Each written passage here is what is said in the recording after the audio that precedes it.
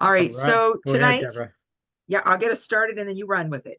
All right. Tonight, Eric and I are going to be looking at the US election from an astrological perspective. Um, Eric and I are both astrologers. Eric, I would say, is much more of a master than I am. I am his student. Although I think he learns from me too sometimes. So That's true. we've been working on this for a few months together, trying to analyze this.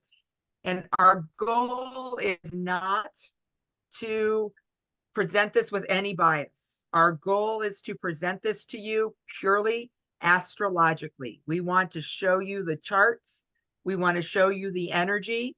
And at the end, we are going to ask you what you think has, through a poll, would is what the energy is saying. All right. And then after that, we'll kind of wrap up and you feel free to ask questions and all of that stuff. All right. Go for it, Eric. All right. So yes, this is, as Deborah said, this is an astrological perspective. We're not here to necessarily any biased opinions there, but we can share, like, based on the chart, what could be going on, what might be the intent here with certain things in each candidate's chart, or the election chart and so forth.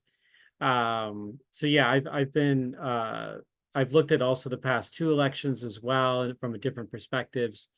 And this one's more unusual than the last two. I will just share based on just the way the planets are oriented, and the candidate cycles and all of that that's happening right now. But I'm excited to work with Deborah here today to go over this and really dive into uh, the astrological election, and let's see what comes up, because there's definitely a great deal to discuss here. Some really interesting things that are taking place. So, and we're looking forward, of course, to everyone's questions at the end of the presentation after we're kind of feeling complete with our analysis there. And when you do that, you're welcome to do it via chat, or on the Zoom chat, or if you want to do it by unmuting yourself and sharing a question with us, or a comment, a thought, whatever might be coming up for you. All right, so shall we look at the chart of the election first? Yeah, Okay. let's start with the beginning. Yeah. So I like this. You've written some good questions here. So, what are the planetary movements and aspects of election day? And, does this chart suggest clear or chaotic results, potential for recounts or legal disputes? Look for Mars, Uranus, and Mercury retrograde.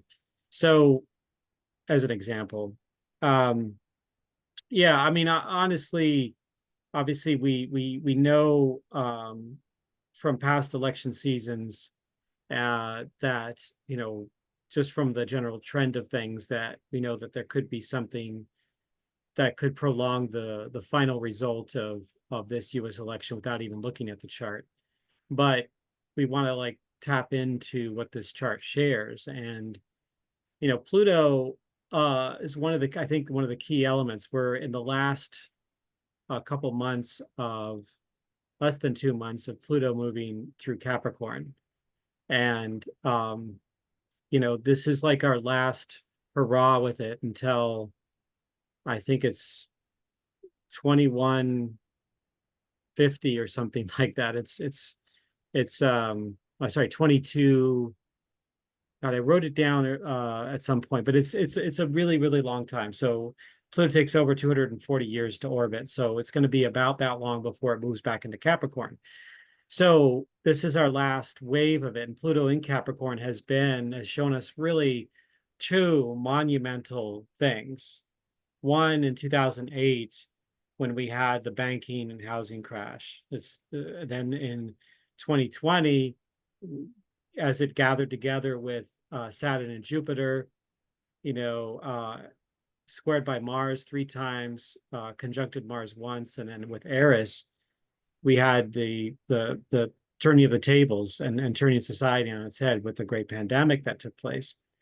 And that certainly played a role in the US election and all over the world. So Pluto through Capricorn has been it's the death rebirth of the structures of our lives, the systems that we depend on, the infrastructure, the laws, even the Constitution, if you will, going through a death rebirth, being, to the shadow side of things, but also looking at what we're afraid of when things break down. And we certainly saw that on multiple occasions with this Pluto transit through Capricorn. So it's going to be moving into Aquarius on November 19th. And I think it's playing a role in kind of this last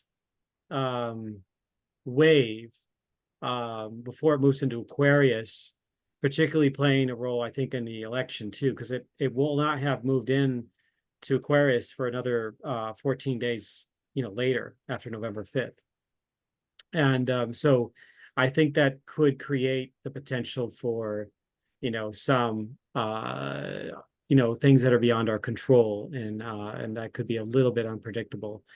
I like the Venus in Sagittarius. I think that could be from the feminine perspective, looking at hope, optimism, a certain view of the future, a vision that we might be able to have, combined with a little bit of chaos from Pluto.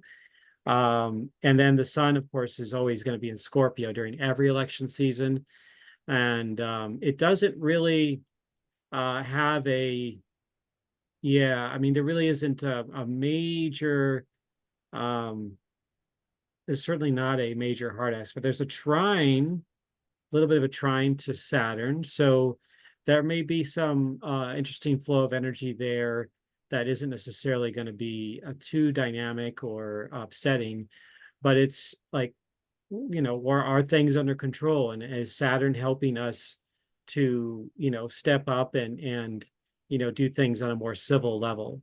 And is Scorpio there to help maybe work underneath things to help kind of, making sure that we are in control of our future and the world.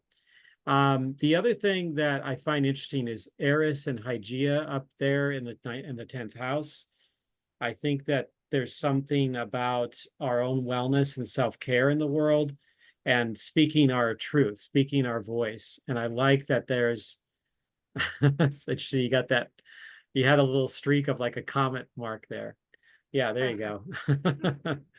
I think that there's something there, and I think Chiron plays a role in that triple conjunction there too, about healing our wounds, particularly in the martial qualities. I think that Chiron and Eris, they're going to be beginning to go into conjunction next year, 3 times actually, I think twice in 2025, once in 2026.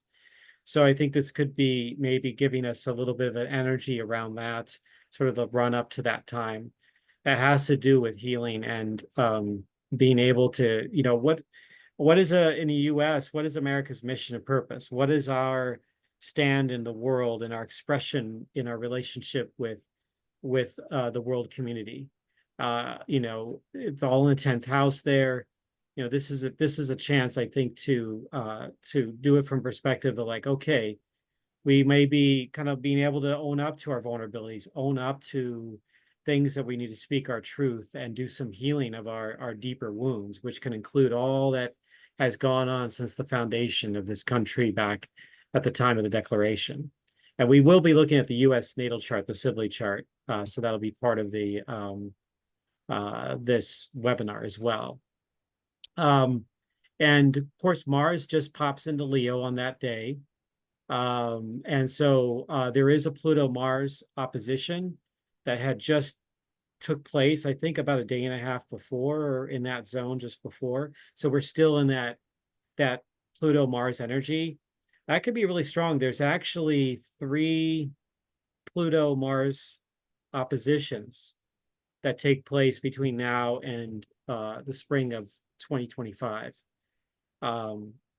So I think that that will, when we go to Venus and Mercury and Sagittarius, you might think, okay, maybe it's going to be more helpful, and that there may be some inspiring things that happen that kind of take us into the future, and being able to have a more happier type of movement into the election season. But then you have this Pluto Mars opposition, and that could be really intense, to put it lightly. So that there's something really powerful there that's taking place.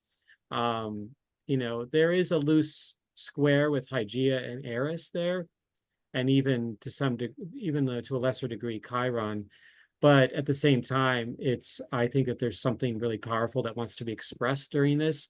It may come just before the election day that shows up. And we all know, as a candidate, Donald Trump is fairly unpredictable. So there may be something related there with this alignment, and what's going on with him as well, because he tends to have that like desire to stir things up just as a catalyst in the world. So something to consider. And that is a Cancer rising chart. We're looking at Washington, D.C. here.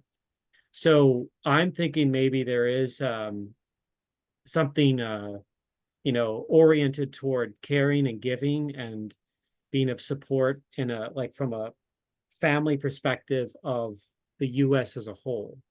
So there is I think, one intent around that. So yes, I think that there could be some potential recounts and some disputes.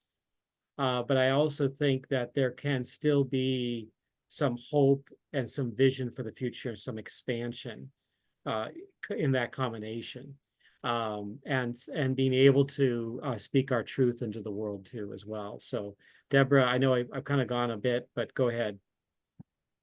That's okay, Eric. Couple things that I see that you didn't mention. One, I'm big on chart shapes. This one is unclassified.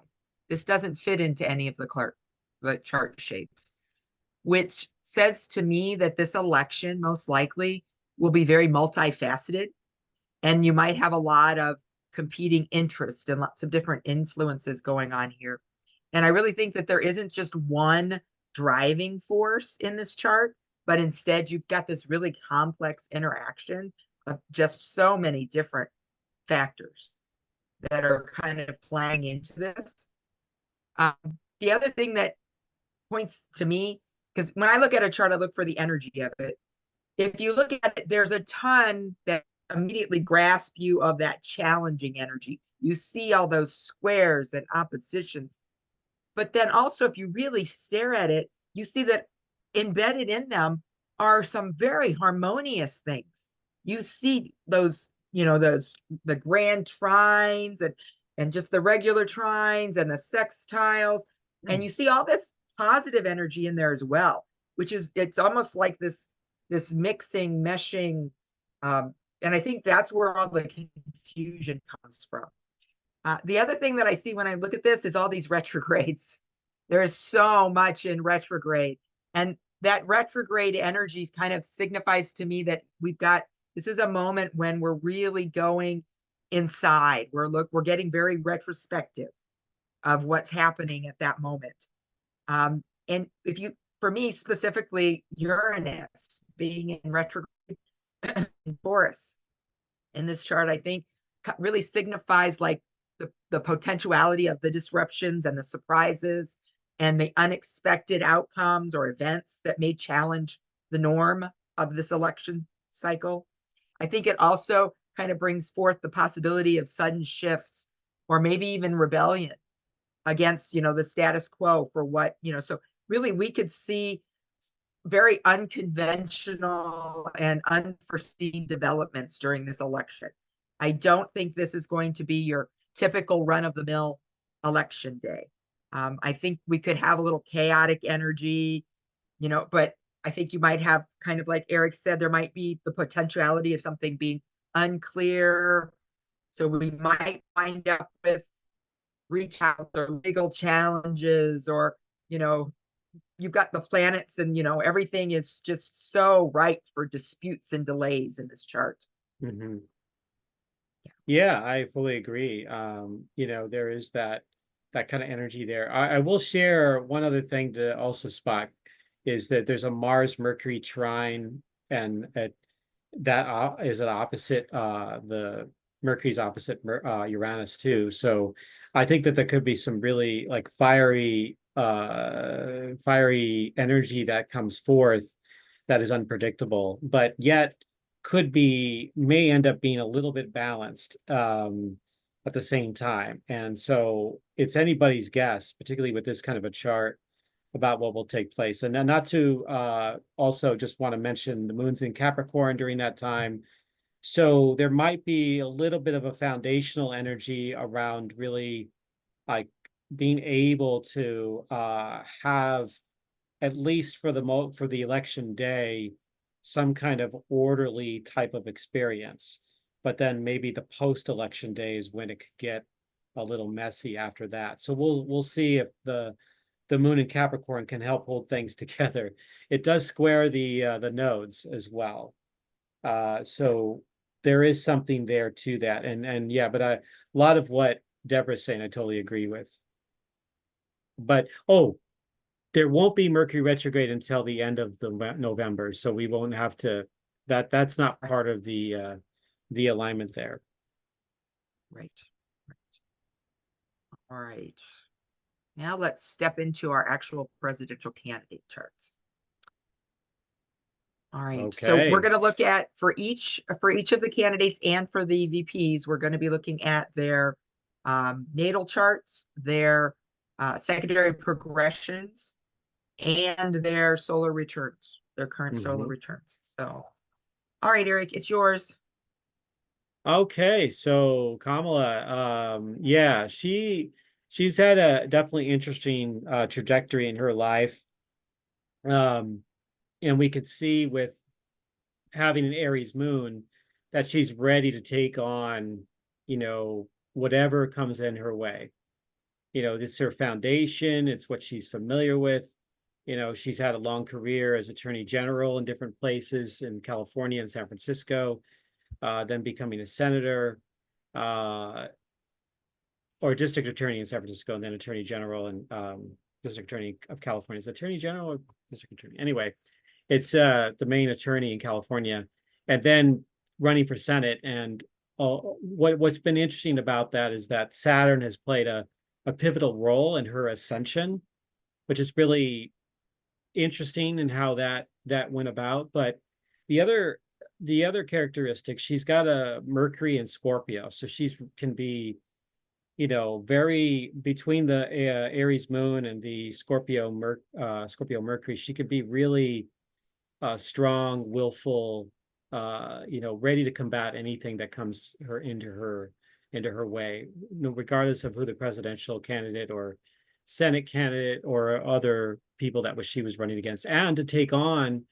part of the reason I think she became that, prosecutor for many years was that she had the sort of the metal behind her, METTLE, to be able to take on criminals and things like that in her life, and to face them down and not being pushed aside, that she's able to step into that oven, that fire, and not back down. So, but then there is a part of her, the Libra sun, that can be really accommodating too. It can be gracious and, helpful. And, part of the reason why she could be likable as well is that Libra sun. And then, of course, we move into that Gemini ascendant, and that could be even more so, meaning she could be really good with communication, connection with others, especially, fueled by that Libra sun. And understand from an intelligence perspective, complex things. So that really shines brightly. She was born with this ascendant North Node conjunction. That we're gonna soon. I'll be talking about, and Deborah too, about how Jupiter is going to be is near her ascendant and North Node, along with, interestingly enough, Trump's North Node and Sun. So that's something we'll talk about. That's really interesting that both candidates just happen to be kind of in that semi sweet spot there with Gemini. And having what's fascinating is she was born during the time Tim Walls was as well, but they were born during the time where Pluto and Uranus had moved into conjunction during that decade. And Chiron during that, especially 64, 65, that zone where Chiron was opposite Pluto and Uranus. And normally, particularly with the Venus sitting right there that she does in the sign of Virgo, that could be something where she either really steps into her power and owns her own path, which I feel like she has done, or the person can like essentially be taken over by that aspect in such a way where it becomes defeating, becomes where their wounds become really challenging to handle and work with. But it managed to motivate her, among other things, to step into her power.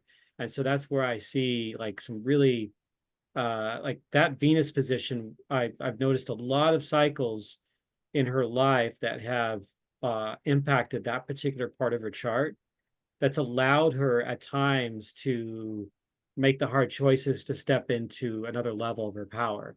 And so that's definitely been seen in her history. And just so happens she's in another cycle right now. Let's see, what is that one? Saturn currently opposite her Venus as well. Not exactly now, but it's already made two passes over opposite her natal Venus. So something to bear in mind as we move forward and continue to look at the candidates.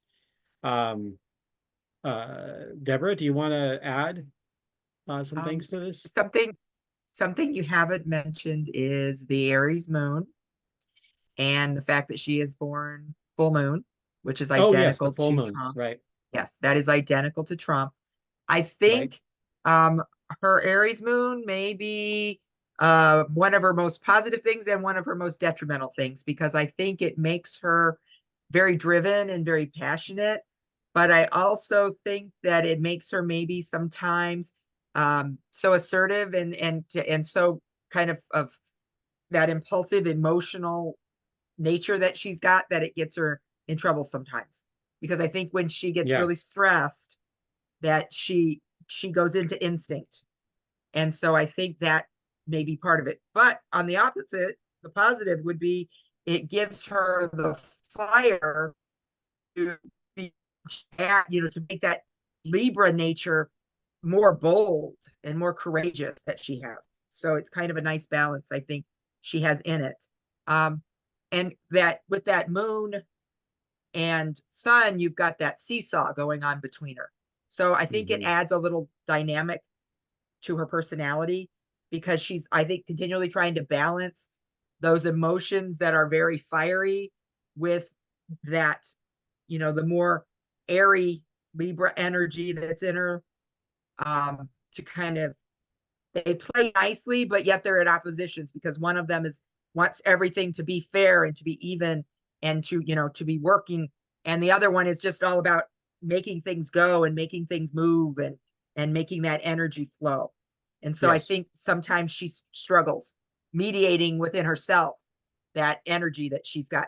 But I think that's a valuable personality trait to have in politics, because it gives her a lot of passion to go after that she's trying to make fair. Yeah. So, Yeah, and she's got and thank you. That's really good. I love that. Yeah, the whole full moon thing between Trump and her, that's I'd have to go back and look to see if there were any other two candidates other than Trump and another person that have had both of them of the major parties full moons. So that's really, I think, something special and unique about this. yes. Um, and then we have this Saturn Jupiter square that she was born with opposite her natal Mars. I think there's something Yes. to that that she was born with that helps, I would say, balance that energy, but she can sometimes lose her grip, especially with her Aries moon, if things get too intense. That may have at times in her past definitely lost her cool, or has kind of shaken her up a bit. But I do like that T square now. Neptune might form a grand cross, but it would be very, very loose. So, it depends on how you feel, if that's really part of the energy of this chart of hers. But Yeah. I feel like it plays probably a more of a minor role rather than an outsized role like Saturn and Jupiter do in Yeah. balancing that energy. Um, so you got the charts of the Yeah. general election transit wheel. Okay. Yeah. Yeah. So yeah.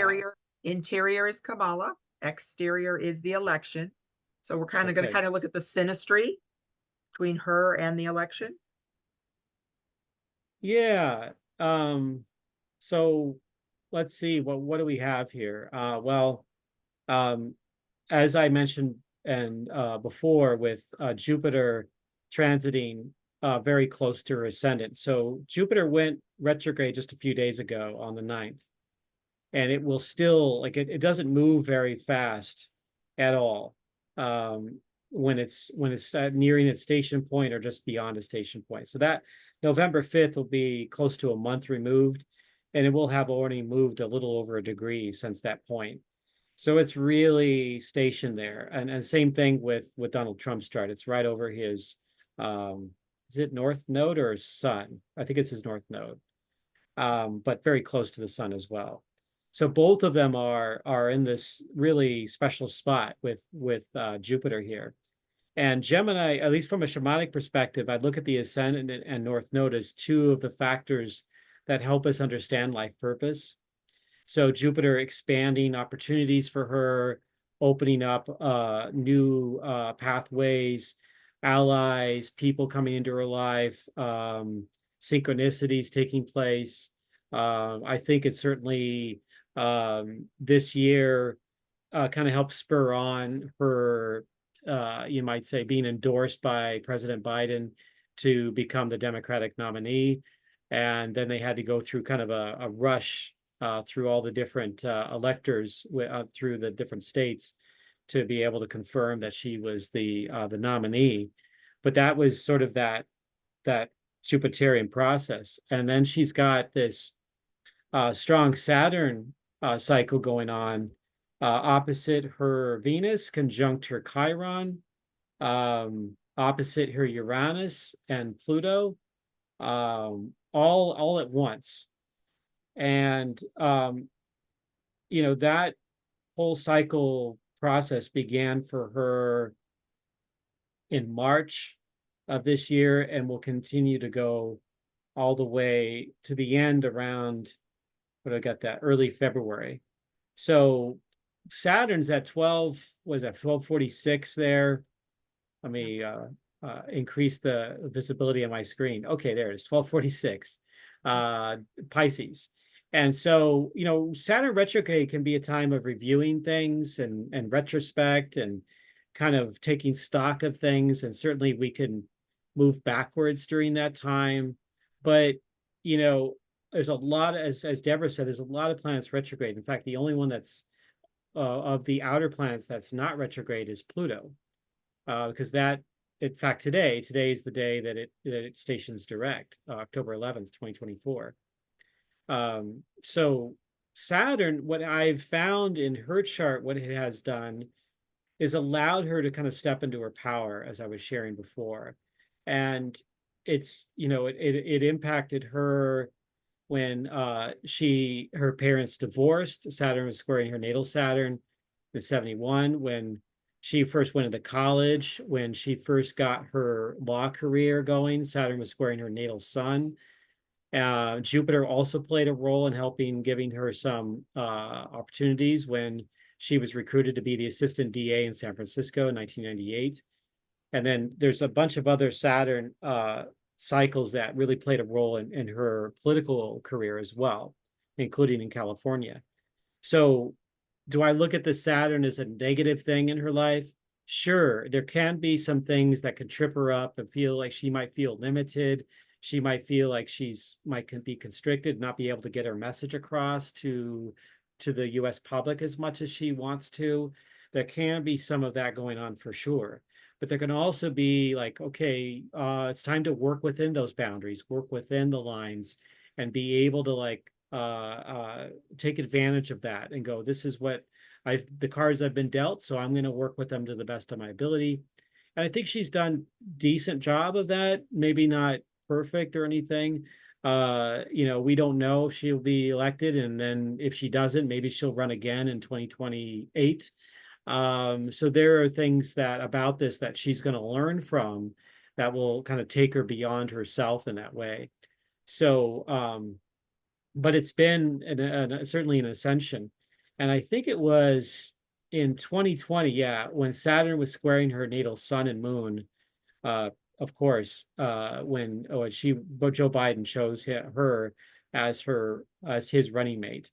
And so the year before that, that wasn't happening. So when she dropped out of her initial candidacy in 2019, so she wasn't able to benefit from these other cycles there.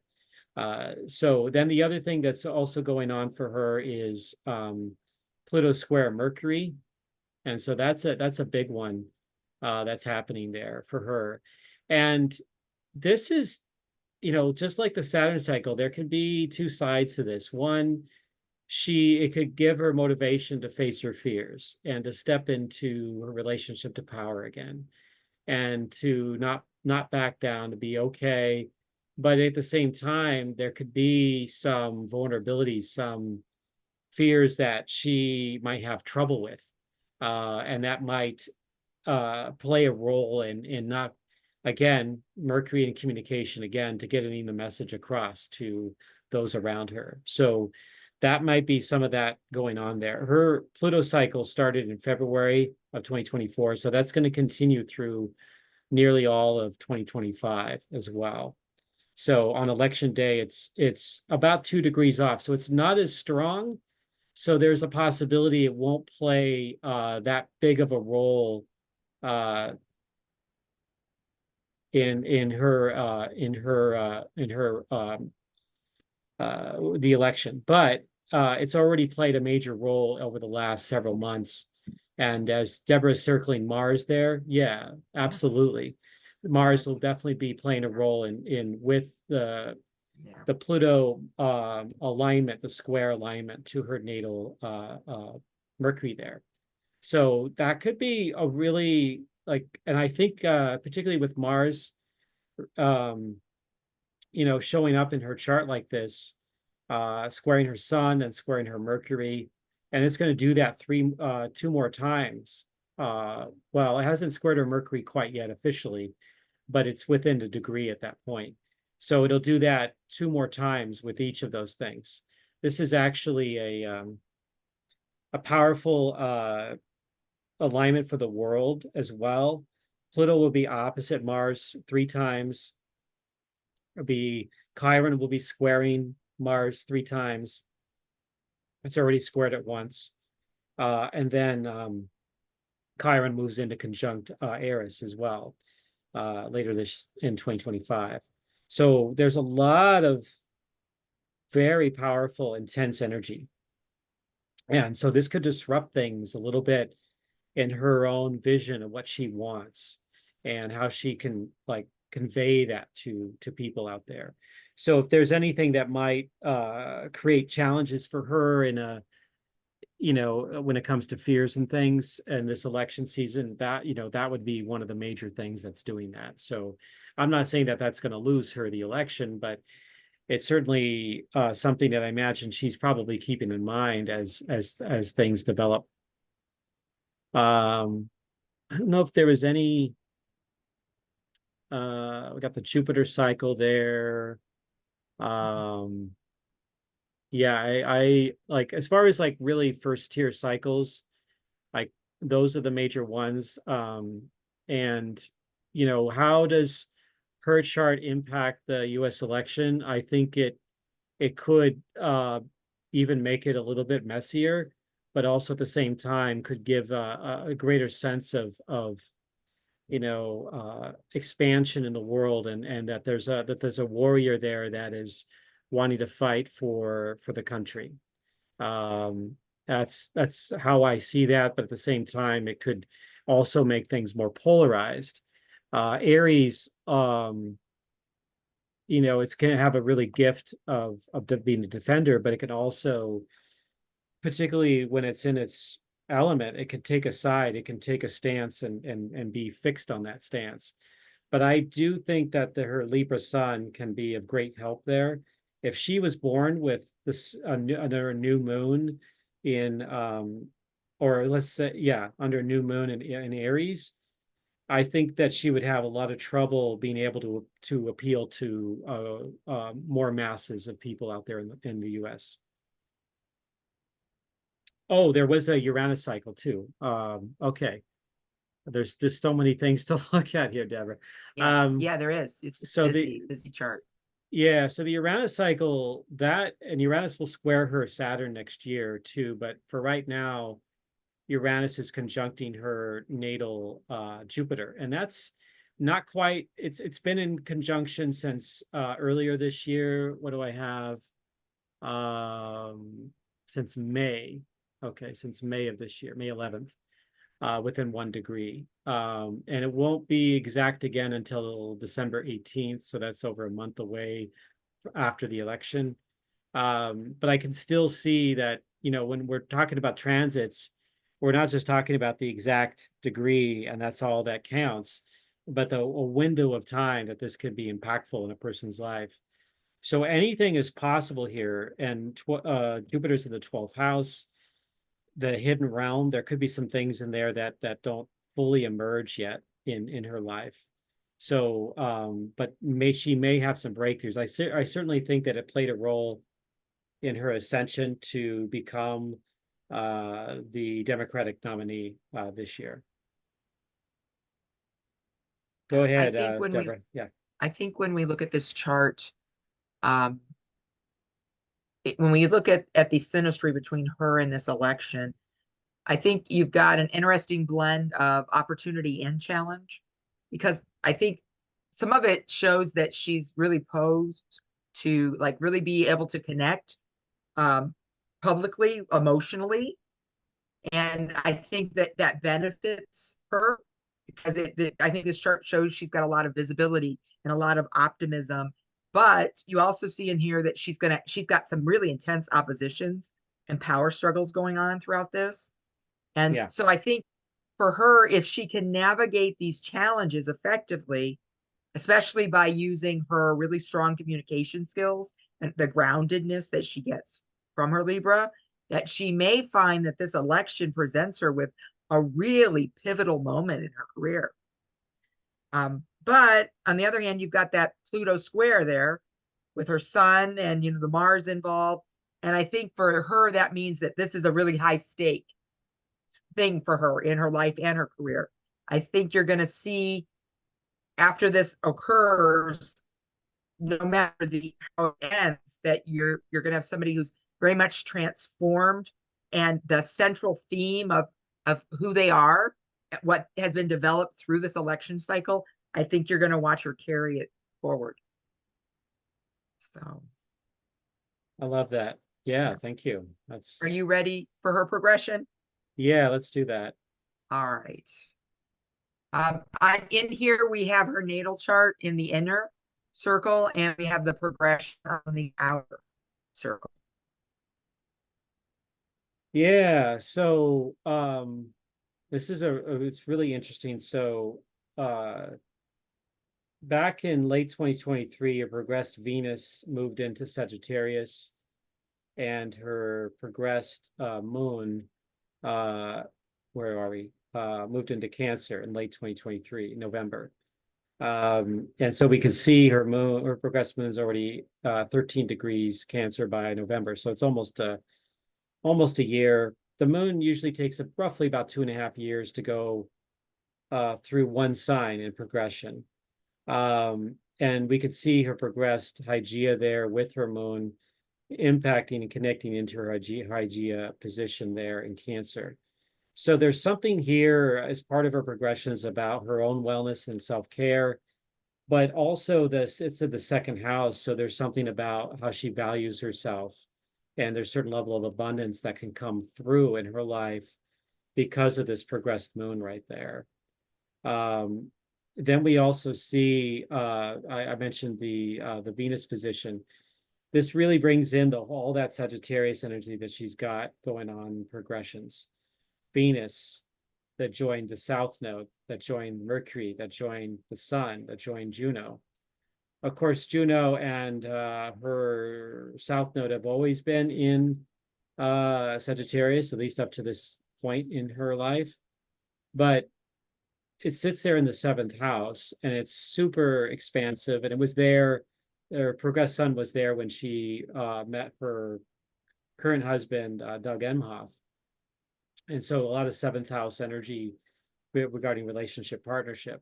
But now Venus is here from as of last year, and now this year. I think that that can be a positive or beneficial development for her in what she wants to do going forward and in moving into the next chapter of her life, especially with her vision of what she wants. Sagittarius, big on vision, spiritual direction, path and stuff like that, blazing new trails. I certainly think that that plays a role, though. The South Node in there being there is something about her karmic past, her origin story that maybe hasn't been completed yet. That is like maybe finding another rhythm here as she moves into this election season. The Sun and progressed Mercury have already passed her South Node in progressions. So it's starting to move away from that, but it'll be many years before her progressed Venus moves into that. Now, the other thing that really, actually two things. One, her progressed ascendant in Leo. She's a rising star. It's been there for a number of years. And so since it's been in Leo, she's really accelerated that path over the years. So that is a potential symbol of her ascension still continuing. It doesn't guarantee that she's going to win the election, but there's something there, whether she wins this year or perhaps runs again for something, either a presidency or maybe another office, that she continues to move forward and have her vision, and tap into her courage and stepping forth into her life. So something that wants to be fulfilled through there. And you can see it's about 9 degrees away from her natal Mars. So, shamanically, there is a little bit of a loose thing there, but I think that's only going to get stronger and stronger as she moves through the coming years there. Then the progressed Saturn is right 2 degrees from her midheaven. So we can see that there's something there too, with regarding her,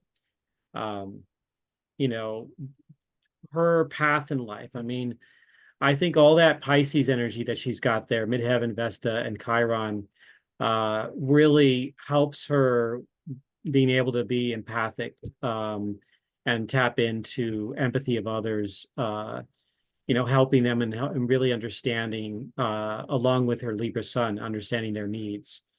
And so maybe Saturn going into this area of her life here is allowing her the space to get real, to get serious, and like step into that space, and don't be afraid to show your heart with the world too. Any thoughts, Deborah? There's Actually, the I think Mars, the progressed Mars, but you can go for it. I don't want to take up that's okay. all the That's time here. okay. Yeah. We've got the progress Mars. Yeah. It's here at Virgo, and it's just literally crossed over everything that she's got natally in there. It's been across the Uranus, the Pluto, and the Venus. I think for her, this aspect is placing a highlight on her work ethic and her attention to detail. I almost think that this Mars in Virgo is giving her maybe some more focus on doing more concrete things, working towards, like refining her strategy during this election period. And I think it all feeds into what I was saying with the last, when you're looking at the overall, I think it feeds into the idea that she's in the process of growing and learning more about what she believes and who she is. And I think that's going to deeply set in her, either to carry her forth in the presidency or to get her prepared for when she tries again. Mm-hmm. So yeah. Um, jump to our next one here. Um, here. Um, Solar return. she, yes, her solar return, which is not yet occurred. This one is October the 20th. So this is the one that actually will be happening here very shortly, that will be active during the election day and then thereforth into the coming year. Yeah, absolutely. You can see the moon, and the moon is with Jupiter there in Gemini, and I look at that as definitely very auspicious, although not quite as conjunct as it, would be, if she was born on the next day. But that's where her solar return is there. And I think that's going to play a role in helping to communicate and connect and, really network all that she is over the last couple of weeks of the election season before the actual election itself. And there's, of course, we don't want to ignore the Sagittarius rising with Venus there. That's really powerful, especially when it comes to vision, when it comes to being an inspiration to others. Leo can have some qualities that can be similar there, but Sagittarius is connected into meaning and truth. And so, the shadow side of that would be that she is so fixed on a particular version of truth that it might like doom her.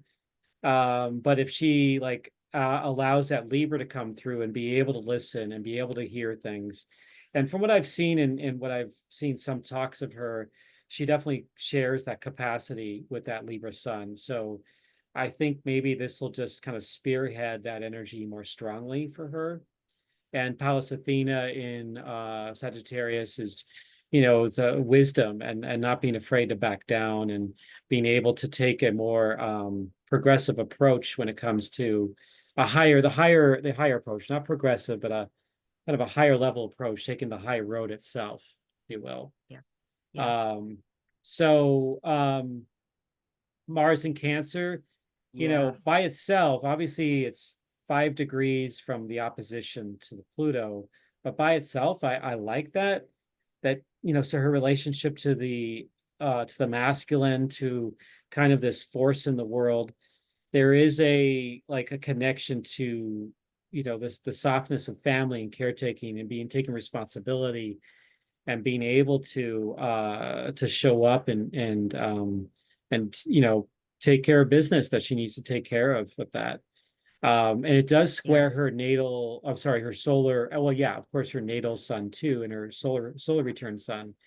So there might be a little bit of inner conflict there for her solar return year around between the masculine and how much she acquiesces or compromises in her life. And Yeah. yes, do I think it has to do with Donald Trump? I think maybe some of it does.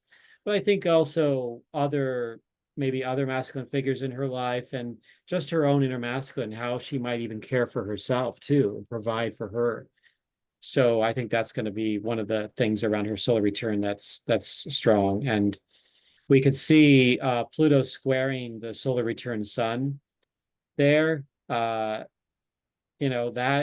she's in a Pluto square Mercury cycle, so this may give her additional underworld energy, more potential for transformation, as a soul transforming in her life, like emerging into something new. So that's it's pretty mixed. There's a lot that I like about it, but then there are things that can be pretty intense.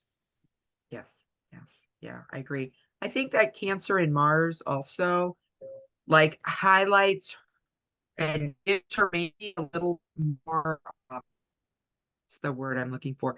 It gives her more of a protective and nurturing nature than what she might sometimes have. I think it brings an energy in that really brings a focus for her to the domestic policies, the security, the well-being of the American public. It brings a little more emotion to her actions, I think, for this coming year for her, more than what she sometimes has. Because I think I think, like I said, that moon in Aries that she normally has, I think makes her look not as sensitive and kind sometimes as what she's feeling. And I think that with this Mars being in Cancer, I think you're going to get an energy exchange there that's going to maybe make her seem a little bit more nurturing than what she sometimes comes across, which will be a benefit right before the election. Yeah, I agree. I think that could be very beneficial. Showing her more personal side to the US population is going to be, I think, really helpful for her and her chances to potentially win the presidency. Yeah, yeah. So are we moving to Trump next, or is there another We are with uh Trump. okay. Yes, we are now with Trump. We're going to look at his natal chart, and then we're going to look at the election and his progression and his solar return. All right. Yeah, And you so can, he oh, go ahead. oh, I was just going to say, you can see here that lovely uh, full moon again. Yes, there's the Yes. full moon. Different signs, but both under Yeah. a full moon. Yes. So two full moon babies coming across and challenging each other for an election.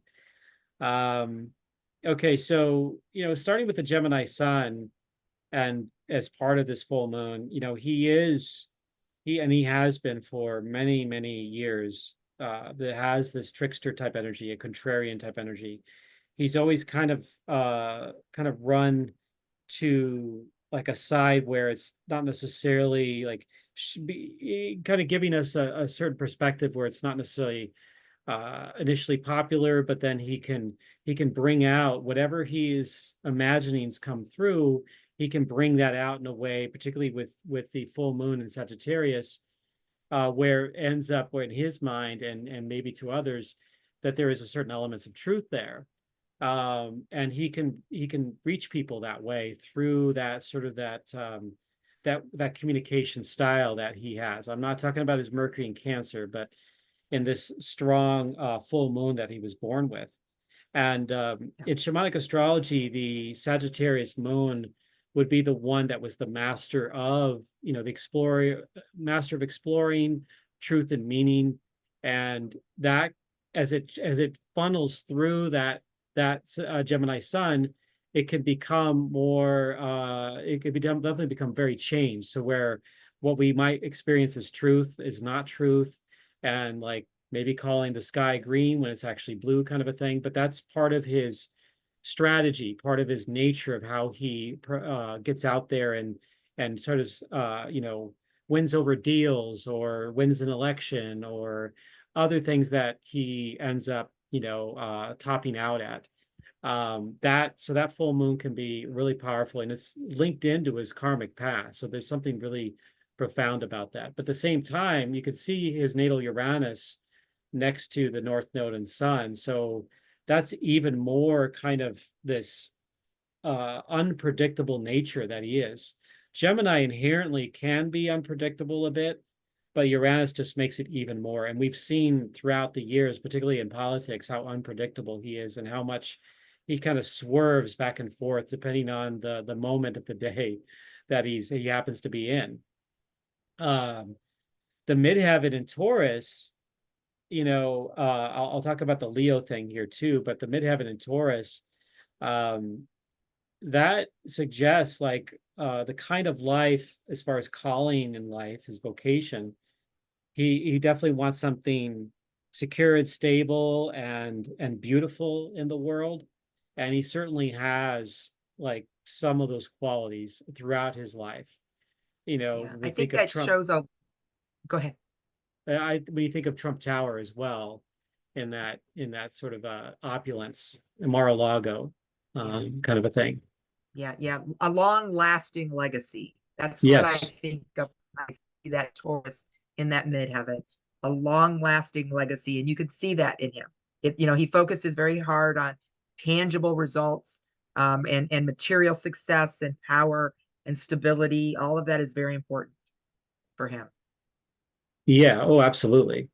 Now looking at his Saturn Venus conjunction there in Cancer, if there's anything in his chart that really I'm gonna say has the um probably the most challenging part that he might even admit to is relates to the feminine. And I don't have too much information about like his relationship to his mother. There hasn't been much that has been shared in the public view, but you can see his track record. It's all laid bare, if you will, from a lot of publications throughout the 80s, 90s, 2000s, and then his political career, and then what happened with like E. Jean Carroll and others that either have sued him or taken him to court for various, things like, abuse and, rape and all of these really powerful events that can happen in our lives. Trump has been accused of a lot of that.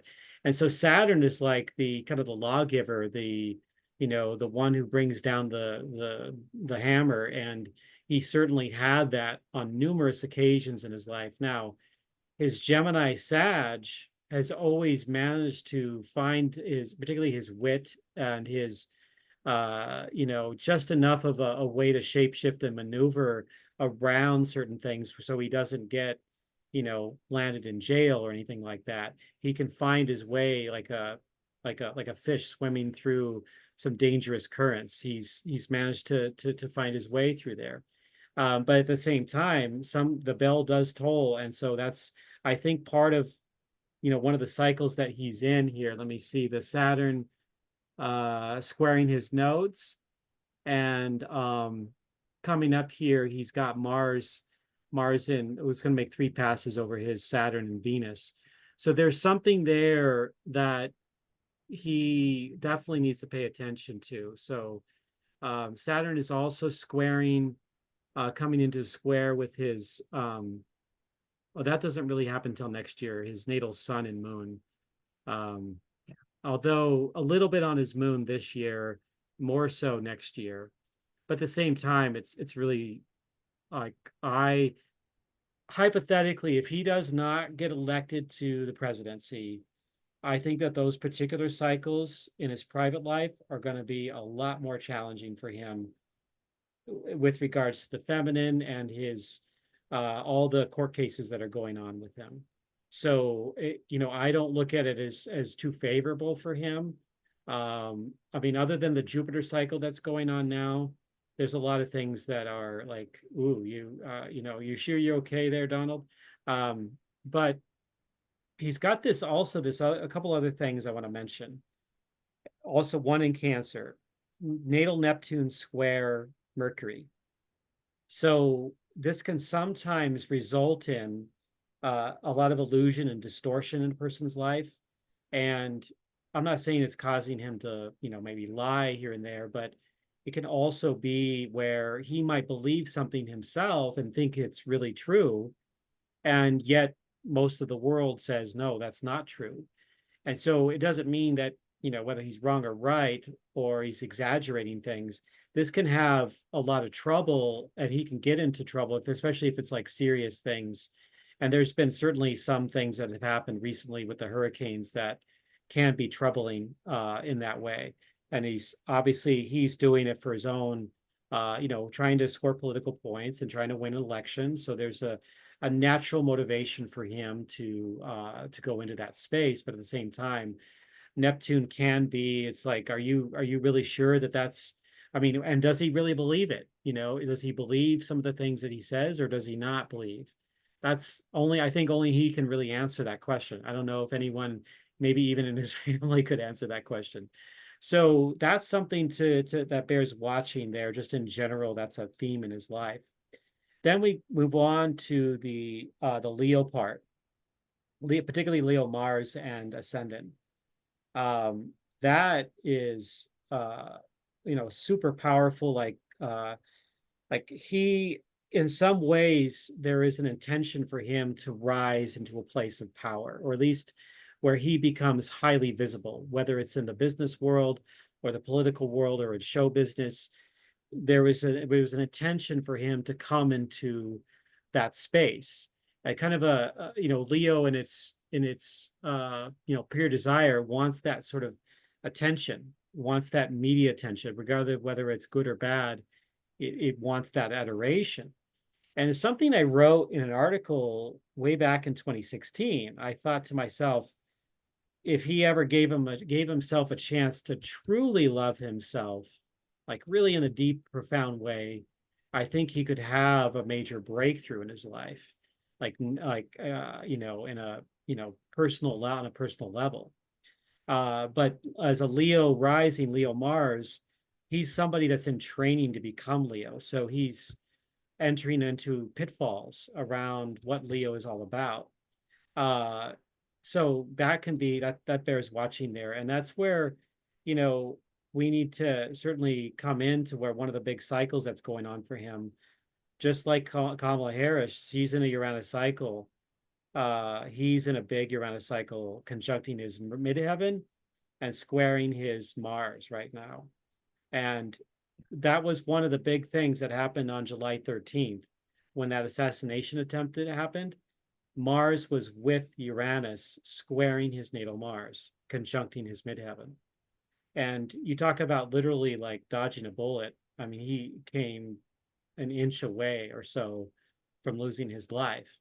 And so, but that was the most unexpected thing that you could think of would happen, particularly on that day. But astrologically speaking, there was some really powerful energy coming through. And if he had seen an astrologer, maybe they would say, why don't you have a bulletproof window around you, just in case. You never know what's going to happen there.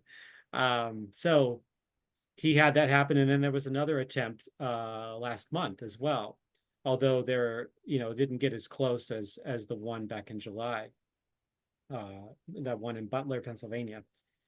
But he's a person that really, with the exception of the his relationship to the feminine, he doesn't have any checks and balances. Like what you see is what you get. It's really full bore into who he is, and he can be who he is regardless of the circumstances. So he's out there just doing his thing. And Leo can be very, very charismatic, and there's a reason why he's got this sort of MAGA type of thing going on here. He can convince a lot of people, and that's one of, like, we can call it one of the Leo superpowers. If he had Saturn or Pluto conjunct his Mars or an ascendant, for example, or squaring it, it would be a different story. His life, I think, would be very, very different. But because he's got that, it's unfiltered. And particularly with a Gemini sun and a Sag moon, it's, there is no limit to what he can do, what he can say, what he can share. And that's why I think a lot of times, in part because of that, he runs, he's a catalyst for a lot of polarization, a lot of controversy, and some really, like, major backlash coming at him. But at the same time, he's convinced in himself with these archetypal energies that he's right, and that he's almost never wrong. So that can happen with this type of alignment. And yes, if a person who never admits that they're wrong in any capacity, or is able to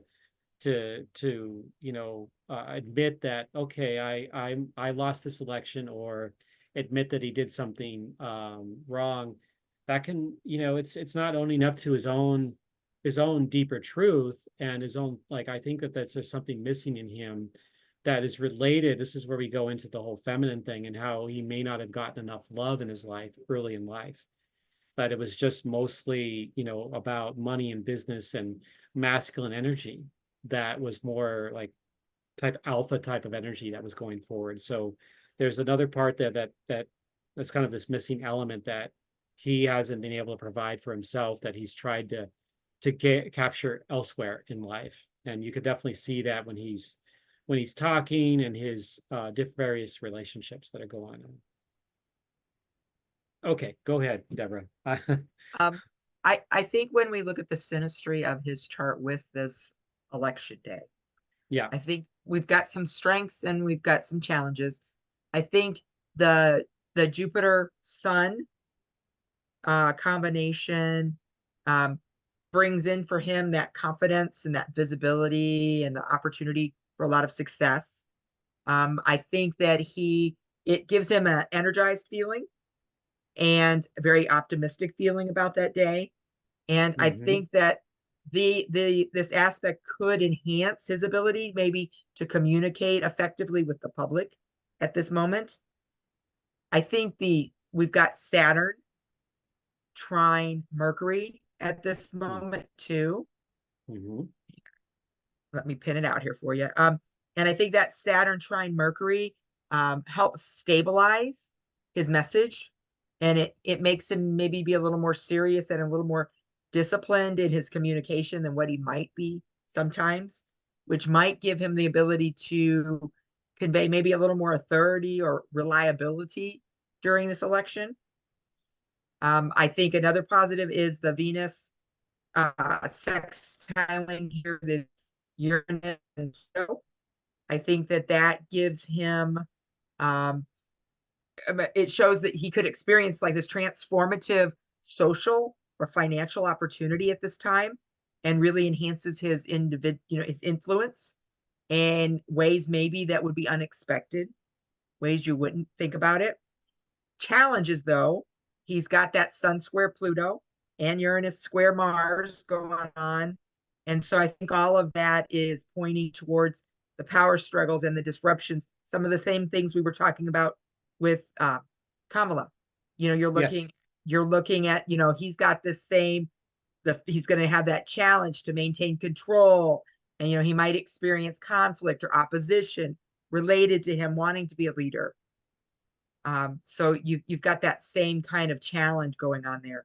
Um, you've got his moon, Neptune, and the ascendant squaring Neptune, which I think is really highlighting his risk for emotional and misunderstandings and confusion in how the public actually is perceiving him. I think that Neptune also suggests that clarity and trust might become a little problematic during the election in some way for him. You've got a lot of energy here that's just really strong and very positive. Yeah. Um, I see for him kind of the same as we did with Harris. You're looking at you've got that Jupiter energy there with his sun that's going to give him some support, and it's going to make him communicate well and maybe have some opportunities for growth and visibility. But you've got those hard aspects with Pluto and Mars and Neptune that are going to cause some power struggles and disruptions and confusion amongst the public. And so you've got a lot of things happening there that are messy. So Yeah. And there's also one other thing. There was another astrologer, God, what was his name? I watched a couple of his videos, but he was saying about Jupiter going through his Gemini planets, how that could be like a overconfidence that could show up mhm. where he's like ultra confident that he's going to win, and that could lead to sometimes making mistakes in the campaign trail. Um, and so which he does, he has done and continues to do in general. And then of course the Saturn square to his nodes, and to some degree his moon, although again I think that's going to be, his moon and sun are going to be much more next year. At the same time, like that, there's something there that and we can see based on these two charts here, Kamala Harris and Donald Trump, that it's really it's like a toss-up situation here. We don't really know between the whether it be really super favorable. I know when I looked at like the 2016 election, I saw more favorability with Donald Trump's chart than I did with Hillary Clinton's chart.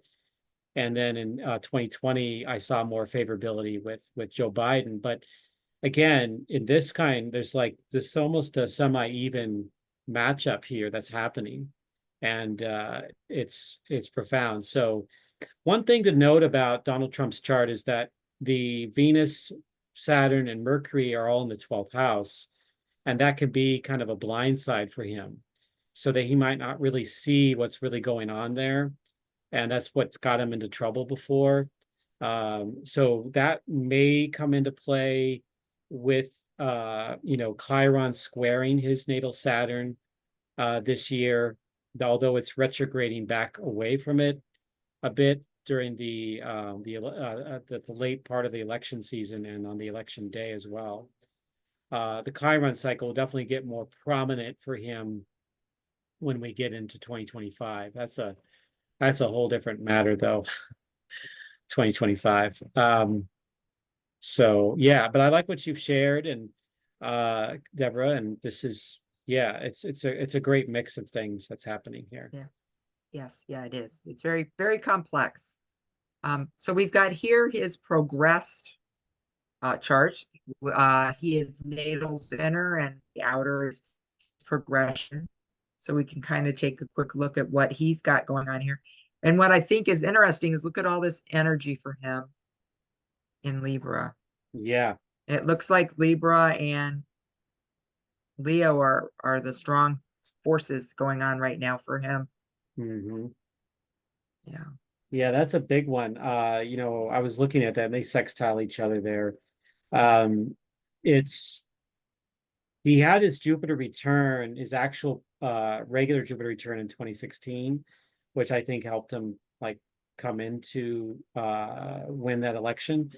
But in a progress chart, Jupiter doesn't move that fast in progressions, and his Mars is conjunct his natal Chiron and Juno.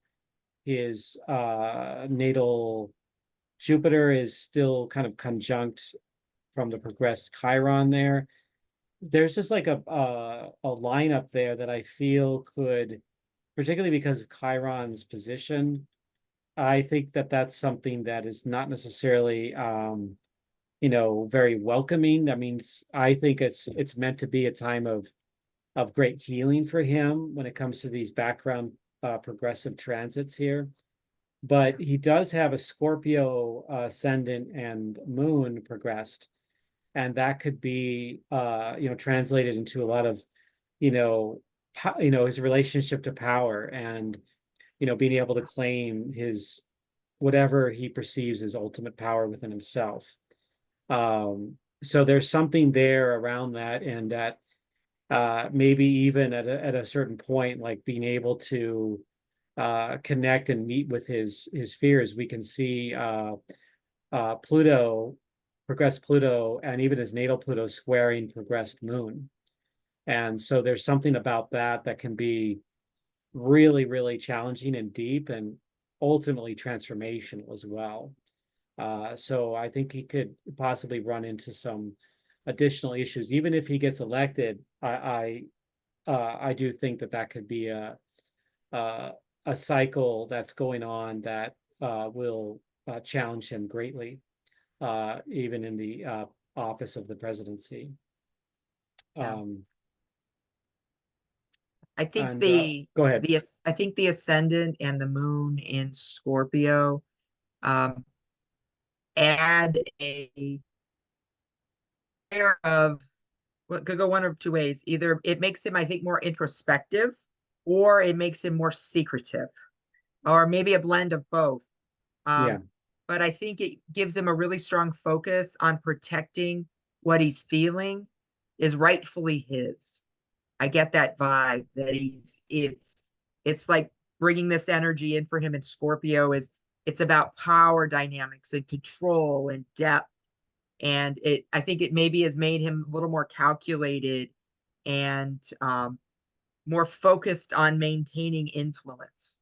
And I think we've seen some of this since because you think about Mhm. it, that ascendant came into Scorpio just a couple years ago. So that was after he was not in the presidency, but that sun would have rolled in before he went into the presidency, Yeah. you know? And so I think that that might have made some strong, energy there for him. And Yeah. same with the sun. The sun came into Virgo right about the time he became president. I think it made him um, more giving more attention to that detail, more trying to be more practical, being of service to other people, maybe making him a little more analytical and meticulous and um, trying to be on the practical side of leadership.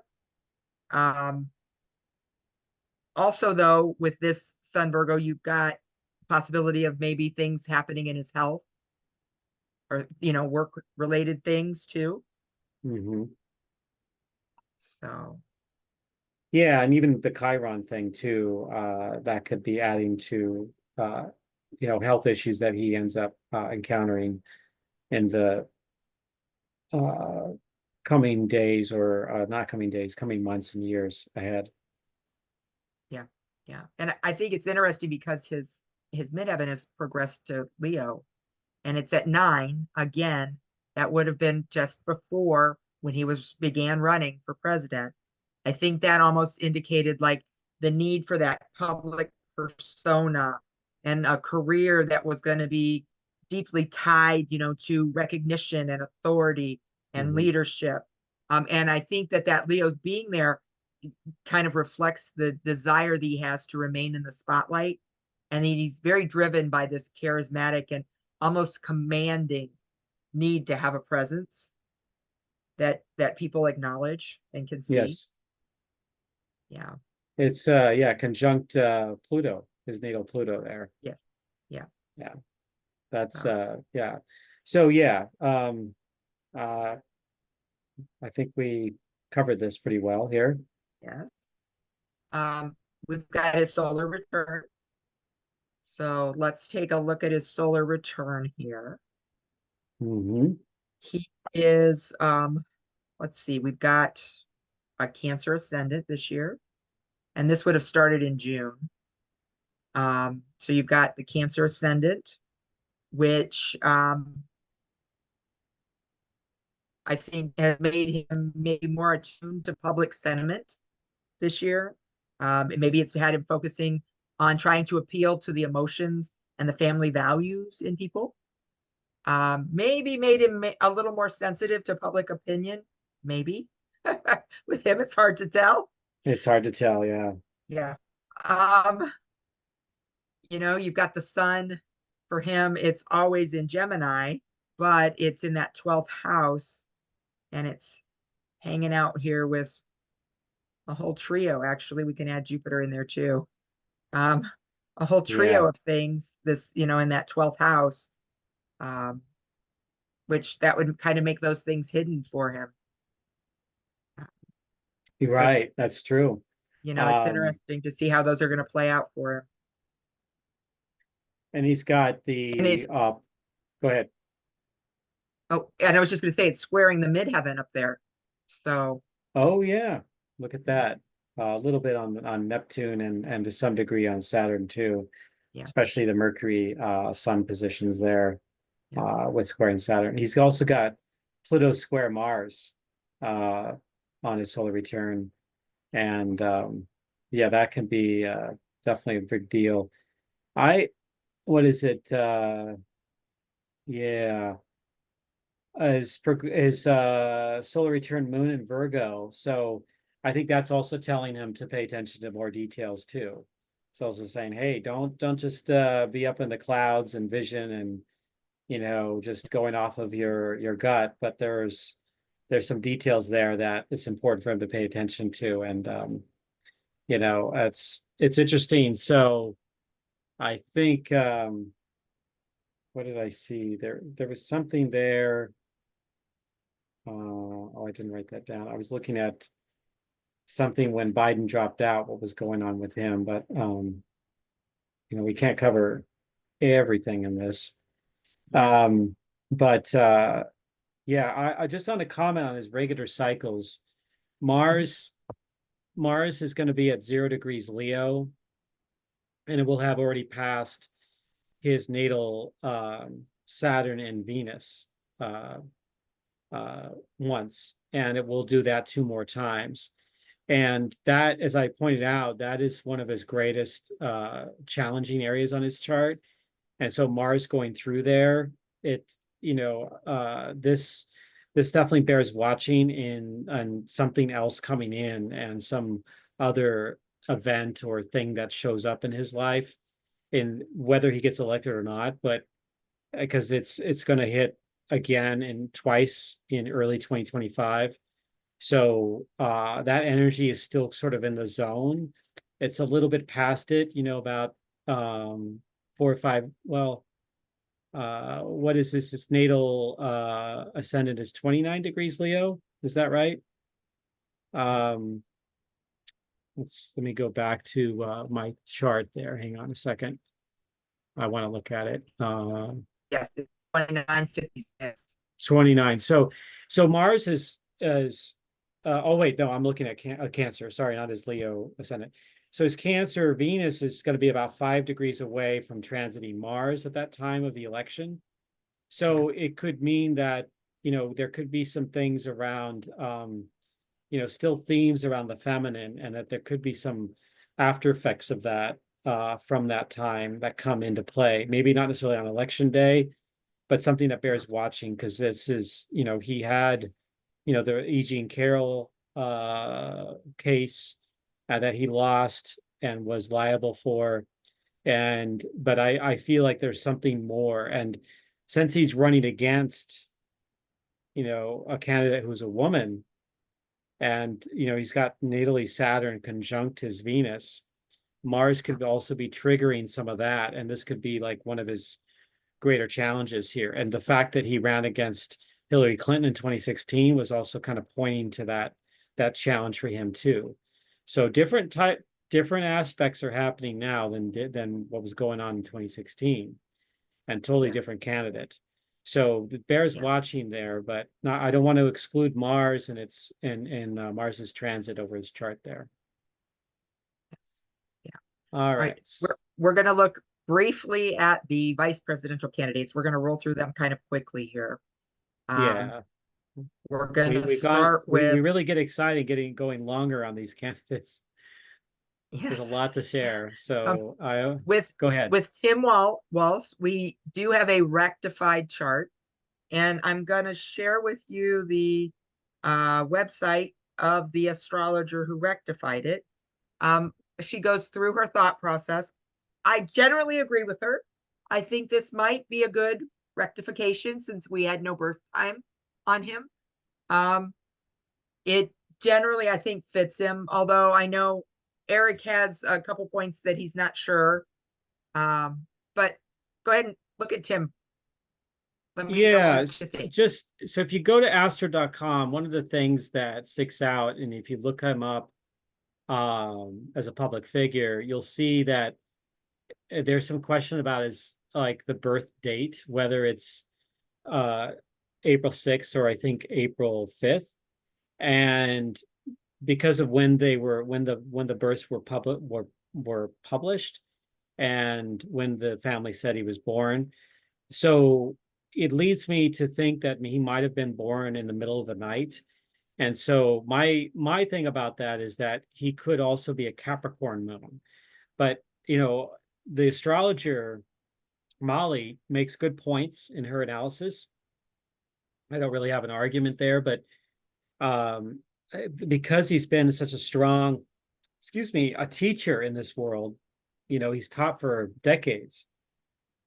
And I associate that more with a Capricorn moon, although he does have the South Node in Capricorn. So that, maybe of support there too. So that's my only contention there with the rectified chart. But again, I can see him being a Cancer rising. It makes sense to me. And, some of the stuff that she used, absolutely. So anyway, I just wanted to throw it in there, and thank you, Deborah. For the most part, I agree. but I still have that little thing in the back of my mind about the Capricorn moon. Yes. Oh, so yeah, we can do some more analysis before we move on to JD Vance. So if he's Aquarius moon, that he has over time been, more of a, you might say, a progressive type of figure. And he's definitely done things that have been, more different from others. Like he did spent several years teaching in China. He served in the military, became a coach, and was also a teacher. And then he was a U.S. representative and became a governor. And now he's the vice presidential candidate. So he's had quite a journey and being very, very different from many, many, many others in America. And so that definitely shows up there. And then, but he's got that Aries energy. Thank you for circling that. I was about to go there. Uh, it's really makes him very, very strong. And, it certainly showed up in his career and his, particularly like the military and being able to take on challenges and just go for it and not being afraid and just really do some powerful work in that regard. And his Jupiter is actually conjunct Kamala's moon. So they've got a connection there between them. And so there may be like, maybe when she was choosing him, I'm not saying that she was using astrology, but maybe she saw something that kind of connected into her own Aries energy that she liked to have him aboard as a running mate. Now he was born in the same year she was, um, and she was born 6 months after him.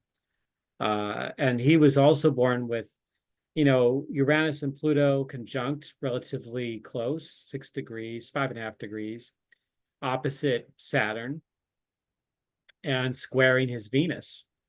Particularly the Uranus position more than the Pluto, but the Pluto does play a role there. So that can stabilize that energy, having Venus right there in between all of that. For Kamala, she's got Venus with her Pluto and Uranus in Virgo. So he's got it in Gemini. So there is a connection there between him and her in that way, with her having Gemini rising and North Node. Um, can he make a good vice president? Sure. I mean, he's definitely got like if he, for whatever reason, hypothetically, let's say they get elected and for whatever reason, either something happens with Kamala and, he has to take over the presidency. Well, I think he's definitely with that energy on his chart. He could definitely show up and be that president. Having a Cancer rising and Cancer North Node can make him very compassionate, and which is another reason why I agree with Molly on that level, is that kind of fills in some gaps around that for him. So he can show up in a way where he understands what are the needs of others and work with family and be a provider of safe space, and that can carry on into his work as a governor. I'm sure it showed up as a teacher and a coach as well. So that's his natal chart. We can go into his cycles. Feel free to jump in there, Deborah. Yeah. Um, this is his chart with the election, and we've got a few things that I think kind of come out with this. Um, we've got some positive, some harmonious things. We've got the sun sextiling the election Jupiter. So I think that kind of shows um, some support there for drive and the election's opportunities for growth and expansion that he's experiencing, whether they win or not. I think that having Jupiter and Gemini right now in this election chart, I think helps to kind of reflect the opportunities that he's experiencing right now with communication and educating others and community outreach. And I think all of that aligns really nicely with his assertiveness and the optimistic kind of Aries sun energy that he's got going on there. Mm-hmm. So I think it kind of plays well. Um, You've got, though, if we look at this, you've got the election Mars, and it's opposing his natal moon, which I think might suggest maybe some emotional tension there between his ideals and the action, or maybe the aggression that is present during this election cycle. I think that Mars in Leo for him in this election chart kind of emphasizes his pride and his assertiveness because it's in that second house. Um, Yeah. and, kind of it shows that maybe he could have a little conflict within himself, that maybe he's more detached than what he might be normally. And he's got some like emotional challenges or conflicts going on with maybe being a little more aggressive in his strategies emerging as he goes, because they're going to be coming out of that, coming through that Cancer, uh, Mars, and then he's going to drop into that Leo, and so it might right there at the election, you might have a little bit more of that, you know, emotional aggressiveness coming through in the chart. Um, you've also got his, let's see, make sure I've got it here. That Mars also is squaring his Jupiter. Yep. So I think that might bring a little bit of tension between his optimistic attitude, and his that expansiveness of him, with that Aries Jupiter.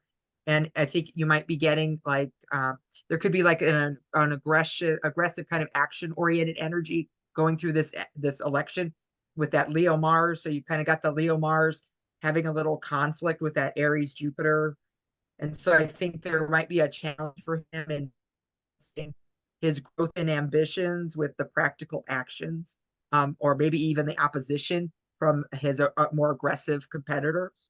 Because they seem to like to really hone in on him trying to get him to flare. I was really surprised when they did the uh, debate between him and Vance, that Vance didn't try to play more with uh, triggering him, because he does seem to trigger if you push him. That fire comes out of him if you push on him. Right. Um, and I was surprised they didn't push, because he probably would have flared. Um, Possibly. Yeah. yes. We also have the election Saturn that is in opposition to his Pluto. Mm.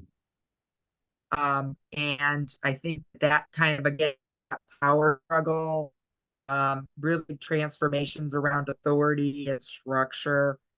This might indicate that he is encountering like obstacles or resistance from establishment structures around him, or maybe some of the authority figures around him during this election cycle. Um, so you've got some of those things. And the other thing that I thought was interesting was the North Node is with his sitting on top of his Mars, um, which makes me think that the his assertiveness and pride align with kind of that evolutionary fated direction that this election is taking him in. Um, I think it might enhance his like ability to make decisive actions in alignment with some kind of collective future that he's got going on. It could definitely signify challenges for him, but I think it's also prompting him to step out of his comfort zone, and kind of to get that growth. So, Absolutely. Yeah. um, The Washington, D.C. Ascendant is conjunct his North Node yeah, at least at 8 p.m. Eastern time in Washington. yeah, I don't know if that's really gonna, because it looks like it's like really aligned with his North Node, so it has a lot to do with his future.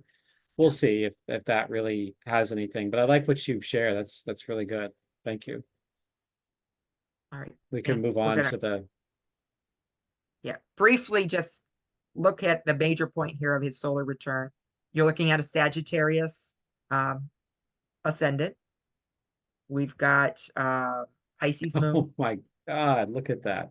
and you also have Wow. all of this energy here. Yeah, in that fifth house. and it's all in opposition to this. Yeah.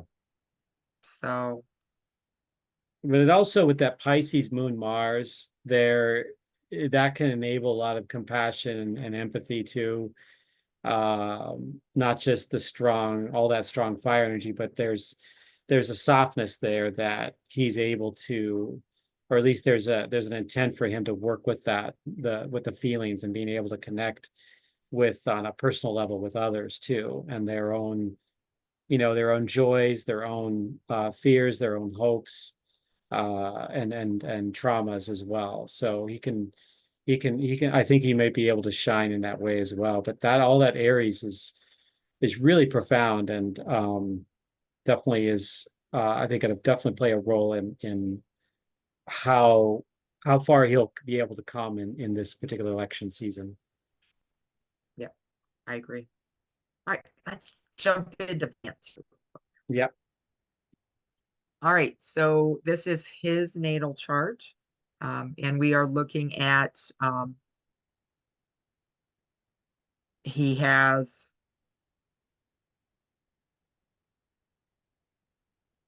is that his true birth time?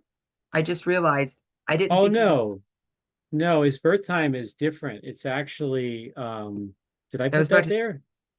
yeah, I'm surprised that I don't we, know who. Yeah, it's actually 8:11 a.m. Do yeah, you want me to share yeah, my so that's screen? gonna change. Yes, please, yeah. So I was Okay, about to so say, that's not his right birth time. go Yeah. ahead and because yeah, Uh, that's yeah, well, he's got a Leo sun. And I think that Leo sun is where he gets his charisma and the leadership qualities and all the confidence he has. I think that's kind of what has propelled him into being a public figure. yeah, He's got a for really, sure. his personality shines when you put him in a position of authority. He can be very bold and very Mhm. creative. So I think plus that aligns nicely with Trump. It His does. So son, he's got Leo rising, 27 degrees Leo rising. okay, Just for the purposes of this presentation. He's not Libra rising, he's Leo rising. So his Leo rising would be right there near his natal Venus position. yeah, yeah. So um, we're looking at a moon in Libra, which I think Yeah, kind of it's gives him, 19 degrees on his chart. yep. So So just that two gives degrees him, difference. yeah. If you want to share, you can share the chart so we can actually see it. You have to stop sharing your screen and I can do it. Oh, I didn't realize it was going to make me stop. Oh, wait, maybe I can. Okay, hold on. There we go. Now do you Yeah. see it? Okay. Yes. Yes. Yeah, so that's his real chart. 8:11 a.m. Middletown, Ohio on August 2nd, 1984. But there's his ascendant right here. There's his midheaven in Taurus. And the moon is about 10 degrees away from his uh natal Pluto position. Yes. Um, yeah, and then he's got that strong Scorpio Mars too, that squares his Venus and rising and setting sign there Yes. too. So he does have a very strong will, and he's a creative force in the world. And you know, I looked at his, when I saw his chart some months ago, I definitely thought that he could be someone that is going to continue to be running in political office, even beyond Trump. Yes. Look for him, depending on how the election outcome is 2028, 2032, and how that whole thing goes. He's relatively young. He's only 40 years old. He just turned 40 in August. So he does have a Capricorn Jupiter conjunct Neptune. So there is a little bit of mystical energy with him, quite different. And he has a connection to really building and connecting into, wanting to build something like a strong foundation. I think that shows up with that Jupiter uh, Capricorn energy, but the Neptune thing can make it where he may have trouble implementing it in the real world. Um, And so he'll keep, I think, and part of him will keep trying to do that until he finds a path that works for him. Yeah. Do you want to pull up his solar return real quick? And we'll look at his, just in case this one it doesn't match. Yeah, of course, because let's remove that and solar return, where are you? You are. And so the I guess the current one will do, and natal. There we go. And boom. Okay, so let's look at the solar return here. So yeah, that's right there. All right, so you see that okay?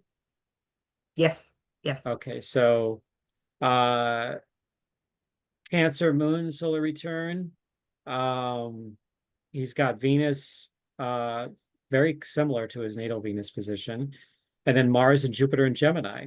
Really interesting. So that is a little bit off his North Node, but I think that there's some influence there. So I think it certainly shows in how he got picked for the vice president nod for Trump's running mate. I definitely think that that played a role.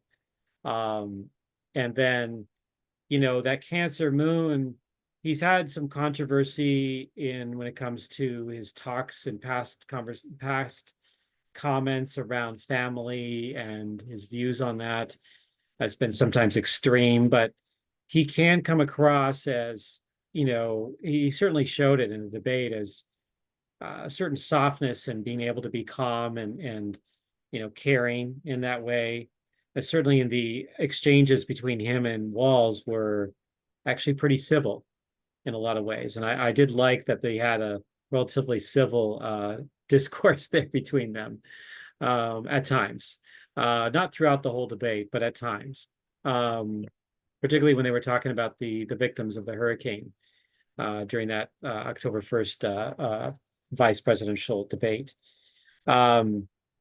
But yeah, he's got a strong Leo component still alive during the solar return.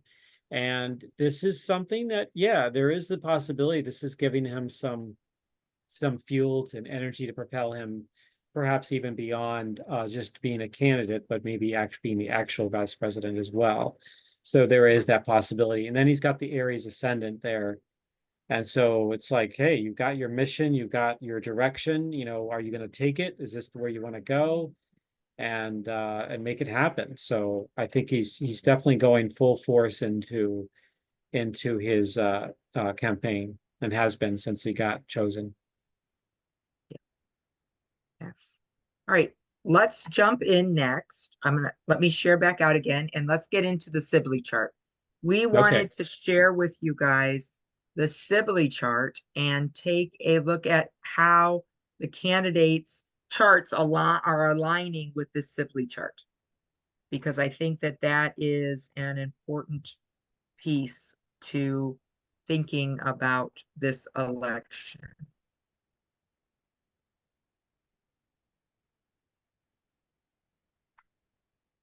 There you go. All right. So, yep. So we've got our chart back up again.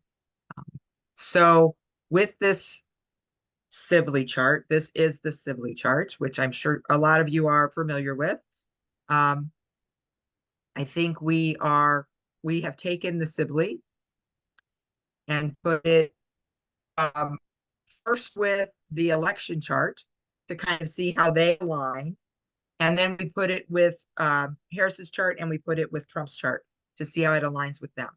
So what do you see here with the US Sibley and the election, Eric? So you've got the Sibley chart on the outer. So I'm used to seeing it flip-flop, but I can work with this. I'm just Okay. something I noticed. But so you can see the US we're just now moving beyond our Pluto return.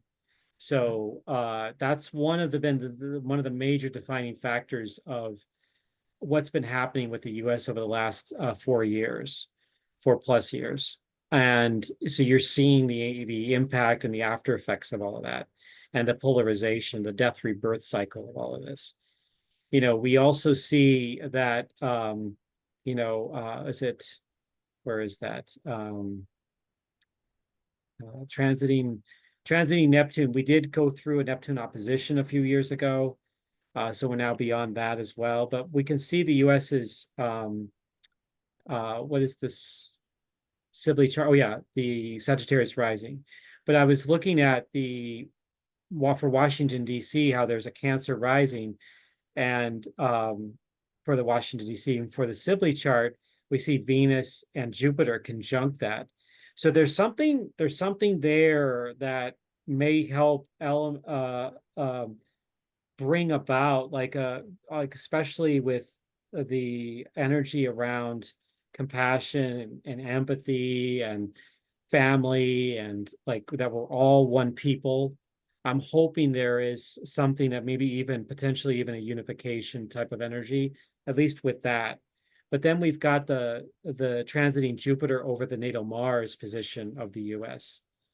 So that is elevating that sort of that strong youthful energy that, like everybody voices counts, you can say anything, you can be anything. We've got freedom and free spirited energy.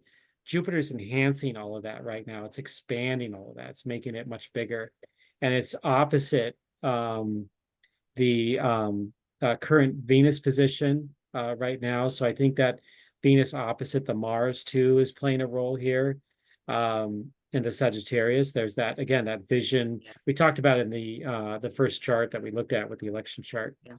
Yeah. But if you if we look at Chiron, the one that I point to a lot is the Chiron return of the US. They're almost exact on that day. And this only happens about once every 50 years. So this would be the US's fifth time that fourth return, but fifth time since if we include the Declaration of Independence time, Chiron was at 20 degrees Aries. So in this theme that we're in right now, it is a time of healing, and it is a time of vulnerability, and where there can be a lot of reactive energy because we're so vulnerable. So you're seeing that in the candidates, you're seeing that in the polarization, the people. Ideally, we'd use this time to actually communicate effectively with each other and be able to come together and have compromises and research and being able to discuss from a foundation of truth and honesty, and especially an acknowledgement of our past wounds. From the country all the way going back to our history with slavery, with our history of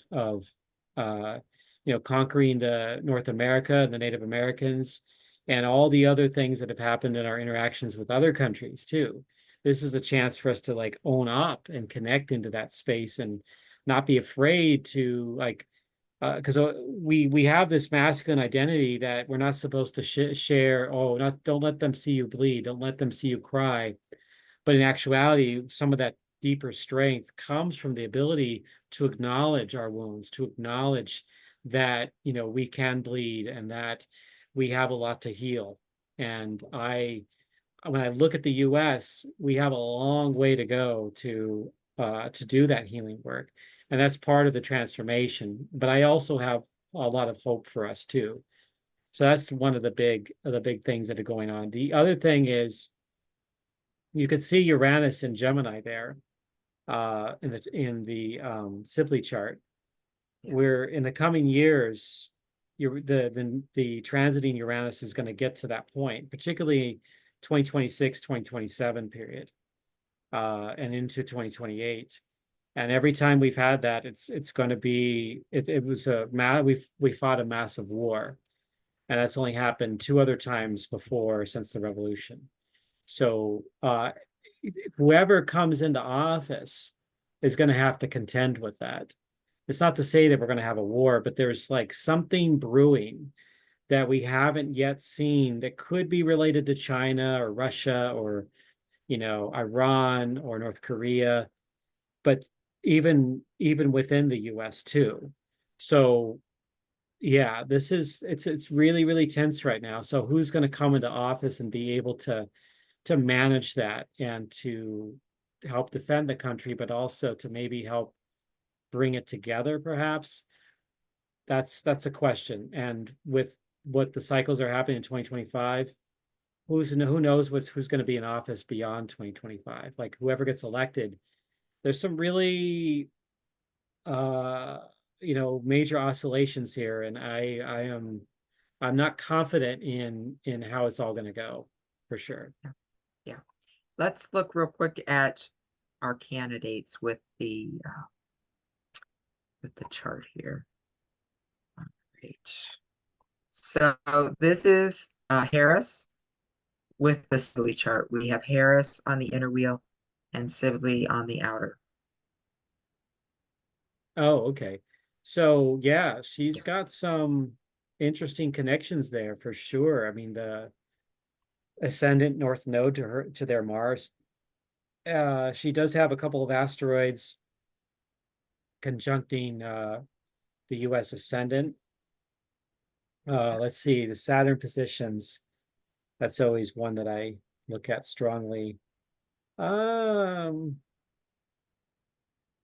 yeah, there is a sextile to the US was born with a sextile there with Saturn to the ascendant. And the moon, oh, the moon, Kamala's Saturn to the US moon. That is Yeah. really intriguing. In a relationship chart, that would be difficult. Um, the but there is a potential for it to, like the US, like if Kamala takes office, there is a potential for the US to go through a maturation through limits and boundaries.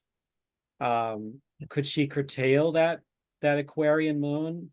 Now, again, I have a different opinion about the moon, perhaps than some others, in the sense that it represents our origins and our connection to their original chart, but like from our family, our parents. So we can look at that from the family of the US, the founding fathers, the people that built the country and fought off the British. So Saturn may be an evolution of like, hey, we need to get serious, that it can't just be all about, trivial matters or whatever. We've got to like step into some serious matters, and we need to own up and mature into our lives. So that may be what, if Kamala comes into office, maybe another thing that she brings in. But she's got that Gemini there that trines her natal Saturn. So there could be that she's got some balance, that it's not just all seriousness, but she definitely knows how to laugh and have fun and communicate.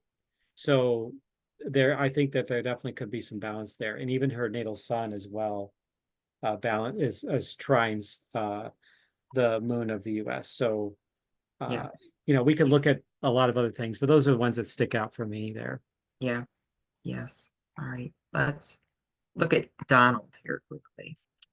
All right. So Donald. you have Donald on the inner and you have the Sibley on the outer. Yeah, so he's got a lot of connections with the US chart. We can see, his Mercury um conjunct the US Venus and Jupiter and Sun position, and then we have the Venus Saturn of Trump conjuncting the Mercury position of the US in Cancer. So really powerful alignments, and that could, if those were two people, I would say that, these two people are definitely going to be potentially having, if they met together and they wanted to date or something like that, they would definitely be, heavily engaged with each other. That would be for sure. But then you've got the Trump's Pluto conjunct the North Node of the US. Well, that too, yes. There's a lot of connections. Like he's got a lot of powerful connections. Yeah. And you could see the dynamic here, that it is both kind of a free form energy with the Gemini, but at the Yeah. same time, some powerful death rebirth, and a potential for the US to see its own shadow, to be able to look at the, from our ideals all the way down to the roots of the problem. And he's definitely done that. He's shined a light into that. One of the things that I say that, might be looked at, you've seen all uh, some violence and some racism and these really negative things that have come out. I think in part because of his very nature, he's been able to kind of catalyze that in the public eye. And so that's part of the, I think, what that Pluto North Node conjunction is about. And the Sibley chart Hygeia, this may be that there is, like, in order for us to, like, in his work and how he shines in the world and creates and has vision, it relates to how the US cares for itself, its wellness, and its own vision in the world. But it definitely deals with health. So there could even be, it can go inward too, where he may have like, let's say he gets into office.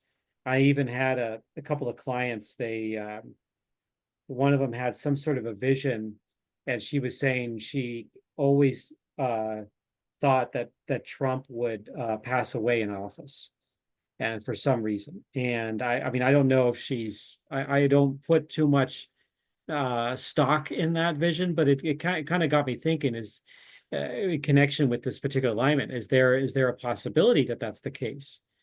I don't know, but here he's coming into a time where he's going to be 79 next year, and there's a Mars return cycle that happens. And typically for men, when we get those Mars returns, especially at that age, there can be, like, especially if we're not treating ourselves very well health wise. I don't really know what Trump does other than what the media, reports, what he really does for health. But there is a possibility, like, if he was coming to me for a session, I'd be saying you really need to be careful with your health during that time. That, he's not Superman, and he is human. So that's something that I'd be like, okay, you just want to care for yourself. If you do get into office, that could be like all the stress that comes with the job too. That could be really intense. Yeah. Yeah. I think when you look at these overall, I think Harris's chart is a little bit more harmonious with the Sibley chart. Yeah. I think she has more ease in the alignments that she has, and I think it kind of gives her the ability to like have those collective needs and gaining the public support. I think with Trump's chart, it really strongly resonates the US identity, especially when you look at media and communication and things. But I think it also is pointing to the challenges of potential upheaval, Mhm. and that I mean, he's got those alignments with Uranus and Mars. And I think that suggests like some chaos and some unpredictability when it comes to his candidacy. So, And it had but that I some of think, that definitely happened in his first term as president. yeah, Yeah. yeah. So, all right, let's quickly look at our inauguration chart. All right, so we've done the inauguration day chart for inauguration day at noon in Washington, D.C. This is the chart for that moment. And then we are going to, again, put it with each of the candidates. And we're kind of wondering, like this chart, what kind of leadership energy is it showing for a new administration? And are there any major aspects that might challenge or, you know, uh, perhaps provide something harmonious for governance? So, Well, it's really sticks out with that Pluto Sun conjunction there at the top. yeah, yeah, That's, and then the Venus Saturn conjunction as well. We have a Neptune North Node conjunction. So we have some conjunctions that say, oh my God, this could be intense. This can be, we don't know what's going to go on, but something, there could be a disruption there. But it's in Aquarius, so with Pluto's Sun. So there's a facet of that I think could be regarding our ideals in life, and that we have to acknowledge what's underneath that. It isn't just, a pie in the sky type of thing, but there's something deeper, in the ideals that may need to kind of get grounded in ourselves, and particularly in the inauguration as a country, but also in the candidates. And then the Saturn Venus position, it's like there is this sense of like you can, let's say if it was Kamala that came into inauguration day, this would be obviously it'd be very historic, but it would also be like, okay, you're entering into this sort of patriarchal energy here, and how are you gonna handle this, and what's that gonna be like? And so this is where we turn to Pisces, and we say, okay, well, just bring your heart into the space, bring your compassion, and be practical with it too, and work from a place of knowledge and common sense, if you will, into that space. So that's kind of what really sticks out. And having a Libra moon, I think, could be really helpful as well. I know Mars has a loose opposition to the sun and to Pluto there as well. But the moon in Libra can be good for like people coming together, circles of people and all of that. I like that. However, we have a lot of hard aspects here. We've got Chiron opposite the moon. I know Mars does trine Juno, and does have a loose trine with Neptune and Venus and Saturn there. But I still think like it's pretty, I would say it's a pretty intense chart. It is. Yeah. It is. You've got, again, though, if you look at it deeply with all of these charts, you can see the harmonious pieces that are shining through, but yet they're overlaid with challenges and problematic situations. When I look at that sun at 0 Aquarius in this chart, I think that it's going to represent a leader that is focused on innovation and progressive things and humanitarian efforts. I think that, when you think about Aquarius, it's known for thinking ahead, valuing freedom and individuality. And so I think this indicates that the leadership is going to have new policies, and they're going to have some reform going on. And you might see a lot of technology-driven change in this administration. I would agree. I think the other thing you've got with Aquarius, though, is unpredictability and sudden shifts. So my guess is that this administration is going to probably wind up facing some really unexpected challenges as it goes through. So, and I think it's interesting that it has Mars in Cancer. I think that's an interesting placement if you think about it for a administration, because that's a very emotionally charged placement. It's that sensitive, defensive. And when you've got Mars there, it's indicating that leadership is going to be very protective of its people, and that it may be cautious in its approach to conflict, and it might focus very more on defending its position than launching aggressive things at people. I think it also points, though, to like an internal strife, or maybe a focus on domestic issues going on during this administration, which could be a number of things: healthcare, housing, national security, all kinds of things coming through there. So those are my thoughts. I think this chart says this is a transformative presidency, really strong, with Aquarian. I can't say it tonight. Aquarian. There we go. Got it out. Aquarian. You Thank got you. it. And Pluto kind of themes: innovation, progressive changes, reforms. I think it also is got to have power struggles, though, and conflicts and crisis.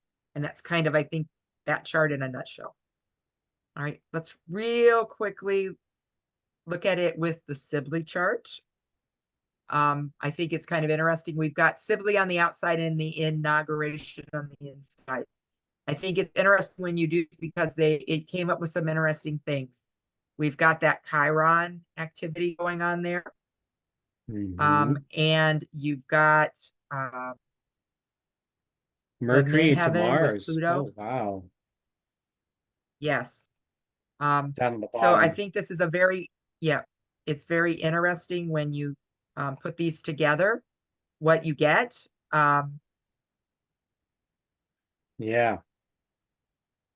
We have Saturn kind of coming up a little bit on the or being aspected by the transiting moon. yeah, Um, and that's so it'll be that whole day that the moon will be in that sort of that general vicinity near Saturn. yes, So that'll yeah, be activated there in a big way. But I still like the fact that there is Libra there. I think that's yeah, going to be important to help balance out a little bit of the intensity of yeah, of the chart itself. yes. We also have transiting Jupiter, not quite stationed yet. It will on February 4th, station direct, but it'll be 3 degrees away from the natal, the other Jupiter, the Sibley Jupiter, the Oh, inauguration yeah, Jupiter, yes, the inauguration Jupiter with yes, Uranus. So there's something interesting brewing there, unpredictable, something unexpected, I think, wanting to come through that gets expanded upon by yeah, Jupiter. yeah, yes. All right, and here's quickly Kamala's chart. She's our inner and the inauguration is the outer. Um, I think when we look at her chart with the election, with the inauguration, not the election, the actual inauguration, again, you see a lot of very close aspects there. Some of them, I think, bring in some interesting pieces. Let's see, you've got Chiron slightly off, but close to Venus, which I think is interesting, and right Hmm. there with Saturn. Yep. I think that's kind of an interesting point, especially on the top of the chart. You've got this combination here with Uranus and her Jupiter, which I think is very interesting. Um, you have, there was one more here that was tight.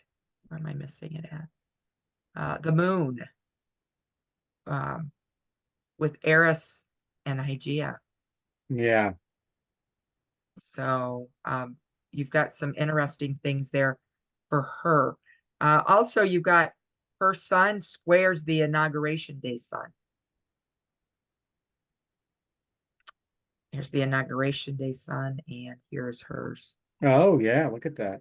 And Yeah. Yeah, it's just barely though, because it's just crossing in. So it's close though. You know, yeah. it even though it's in a trining, if you were looking at by element, Hmm. um, it's just within you in the numbers, it's close enough to be a square there. It's only three Yeah. degrees off from being an exact square. So I think Right. for her, this might bring out maybe some conflict between her core identity, maybe, and the overall direction of the administration. So there might be differences in the vision or the leadership style, maybe related to the progressiveness or the unconventional goals that Aquarius Sun, so she might have to balance her personal ambitions with the collective goals of her new administration if this is her inauguration chart. Um, Right. you also have her Mars squaring the inauguration day Uranus here. Oh, Um, yeah.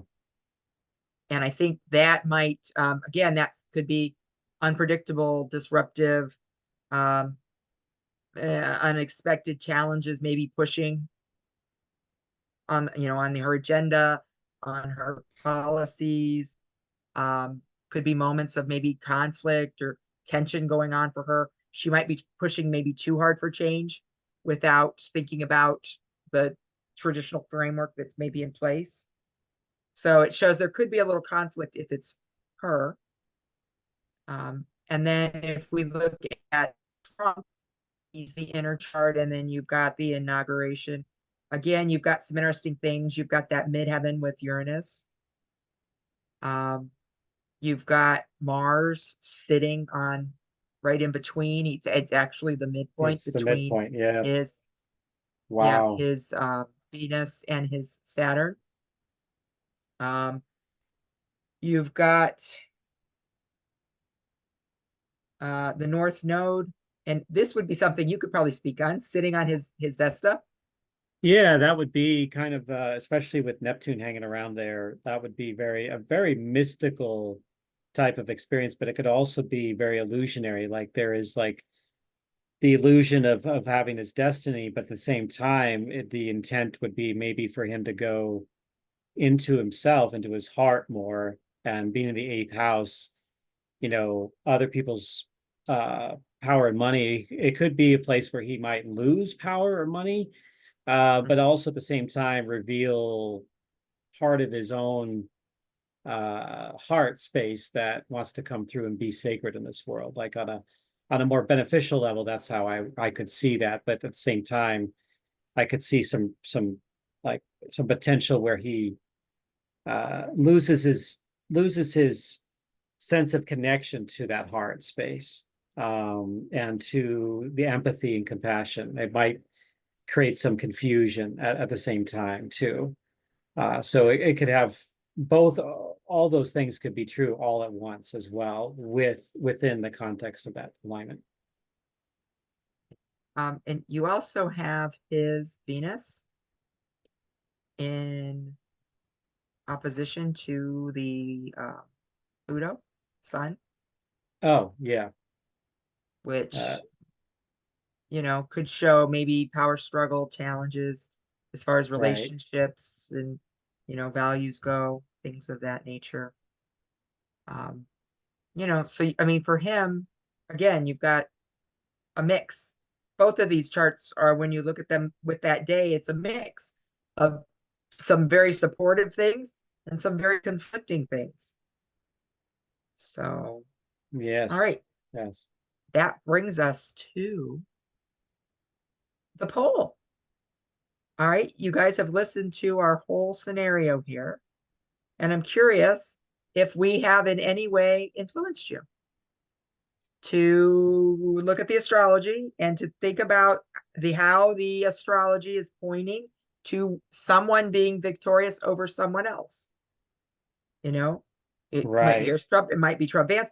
Maybe you don't see a clear winner. You looked and you're like, oh, I have no idea. Or maybe you're just not sure. We've laid it out and you just don't have a clue. So, It looks like you need a QR code to do this. um, you shouldn't. It should have popped up and you should have been able to click on it. I Oh, thought. okay. Maybe Or I maybe didn't there's like program it a right. I tried. no, somebody, Um, there's people that are putting in yeah, their we're getting votes. votes. Yeah, Yeah, we're getting but votes. let me look. Okay. I Yeah. don't know I don't why know. I can't I was about to access it say, myself. you may not get to vote. I don't get to Because vote I either. oh, maybe unless because we're hosts, we can't vote. Yeah, they don't let us vote. We don't get a say. We don't We've get a been left say. out. Um, I mean, yeah, this is again meant to be an unbiased way. I mean, obviously each person has their yeah, own yeah, philosophical and political beliefs, yeah, and to kind of respect that, but at the same time, we're trying to come from a framework where it's not we're not trying to like, oh, push like, oh, this person is definitely yeah, going to win, or I really like this person so they're supposed to win. But just looking at the astrology as we were yeah, talking about, and yeah, um you know like I feel like I still on a personal level, I feel like it's still going to be a bit of a toss up, but I do feel like perhaps Harris has a little bit of an edge in the astrology, but it's not like super like 90% chance or anything like that. I just think it's just a very small minor edge, especially as we're looking at the varying charts there. But it's almost a coin flip, essentially. So if I were to put something, I might put no clear winner or not sure. Um, yeah, that's kind of how I would. But again, if you go on all these different polls that are polling a bunch of things, they've it's not to say that they're all wrong, but they underestimate a lot of different groups of people. And so you don't really, it's hard to really know fully how that's all going to come out too. So it's really fascinating, and using the astrology can help kind of guide us a little bit as to why that's the case. And we can see what's really happening here. So, and we're going to make this right, whatchamacallit, available to people that on YouTube as well, Yep. when Yeah. we Yes. upload that. So Yeah. if you want to, get a chance to do it there too, Yeah. feel free to maybe re-listen to the video. Obviously, it's a long one, so take it in chunks if you need to, because there was a lot to share. There was a lot to share. I think my final thoughts are, after having spent a lot of time looking through all these charts, I think astrologically, both Harris and Trump have really significant aspects that are aligning them with Mhm. the key themes of transformation and challenge for the US. I think that we've got some heavy aspects like Uranus and Pluto that are signaling ongoing upheavals and changes in governance. So I think this makes this a really pivotal election. I think that if you look at Harris's chart, it aligns more with the progressive change and adaptability that suggests her leadership style might reflect a more transformative one. It might be disruptive energy sometimes, but I think it's more transformative. I think if we look at Trump's chart, we're connecting strongly to the US chart's core. And I think it shows ongoing challenges, though, again, that could indicate difficulties in reestablishing stable leadership. Mhm. So I'm kind of with you, Eric. I think ultimately this election astrologically is really contested from an astrological point of view. That you've got significant challenges. I don't think there's really a clear astrological winner, but I think there's a really strong transformative energy, regardless of the outcome, that is screaming from these charts. I don't think Yeah, there's any way to avoid that strong transformation, yeah, because that, no matter who it is, no matter which chart we looked at, they all are screaming change. yeah, Yeah. absolutely. So, but yes. So All right. that is that is our end. We made it through it. We made We it thank all through. of you who hung on all the way through. Um, I will be putting our next NEO Astrology's next webinar up soon. The one that we're going to have for November. In December, I'm going to speak on draconic astrology. I'm going to do an introduction to draconic astrology. And then on January 1st, we are doing our year astrological review. And Eric is going to be joining me for that. And I believe Liv is going to join us as well. He asked to come and throw in some information from his point of view. He does financial astrology and such. Uh, So I thought he might add an extra little layer there that we would not necessarily think about. So, and you are very welcome. And for anybody who didn't get to see it when I tried to share it, our outcome for the little poll we did, 3 people voted, and they all said that the astrology was pointing towards Harris Waltz. yeah. So that was the outcome of our poll at this point. But like Eric said, we will put that little link down at the bottom, and I'll share uh, in the future with what, if anybody else votes, if they once they look at the video, what their thoughts are. Yes. Yeah, and yeah, thank you all for being here. Yeah. Deborah, thank you for hosting all of this, and this has been fun to do. And if folks have questions, feel free to email or connect with us with anything, and we're here to answer. And I'm that's this is what we do. I do astrology all this is my path. That's all I do is astrology, and some bookkeeping too, and but that's because I run a business. But that's my least favorite thing of all that. But yeah, I'm excited to do the 2025 outlook and looking forward to more from this. What was your presentation in December, Deborah? I'm going to do an introduction to draconic astrology. Oh, Draconic, right. I got a Yes. little bit of a introduction from a friend, Greg, and I got to look at my Draconic chart a little bit, and I even bought a book. Uh, God, who is that author who wrote the Chasing the Dragon's Tail or something like that? Yes. Has to do with the nodes. Yeah, so I'd probably be interested. What day is that on? Um, Hang on. I can answer that question. It is going Okay. to be on December the, hang on one second. December the 20th. Oh, cool. Friday, December 20th. Yes. Okay, I'm Um, gonna put it on my calendar. Is it 4 yes. o'clock Pacific, 7 Eastern? Yes. Okay, Yep, cool. it will be our normal time. And I'm, like I said, I'm going to do an interview, an overview of it. And then if they are very interested, I thought perhaps I could dig into it more deeply in the summertime. So, Yeah. oh, that is Michelle's birthday. Happy birthday on Draconic Day, Michelle. All right, we are going to let you go. This has been wonderful. I hope that you, if you are new, you visit us again. And if you aren't new, I'm so glad that you come back and you visit us all the time. And like Eric said, if you have questions, feel free to reach out with them. And I will pass them on if they're ones for Eric, or if I can answer them, I'll answer them.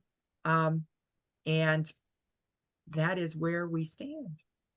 All right. Cool. All right. I will say goodnight to everybody, and I am going to end our recording. Good night, everyone. Take Good care. night.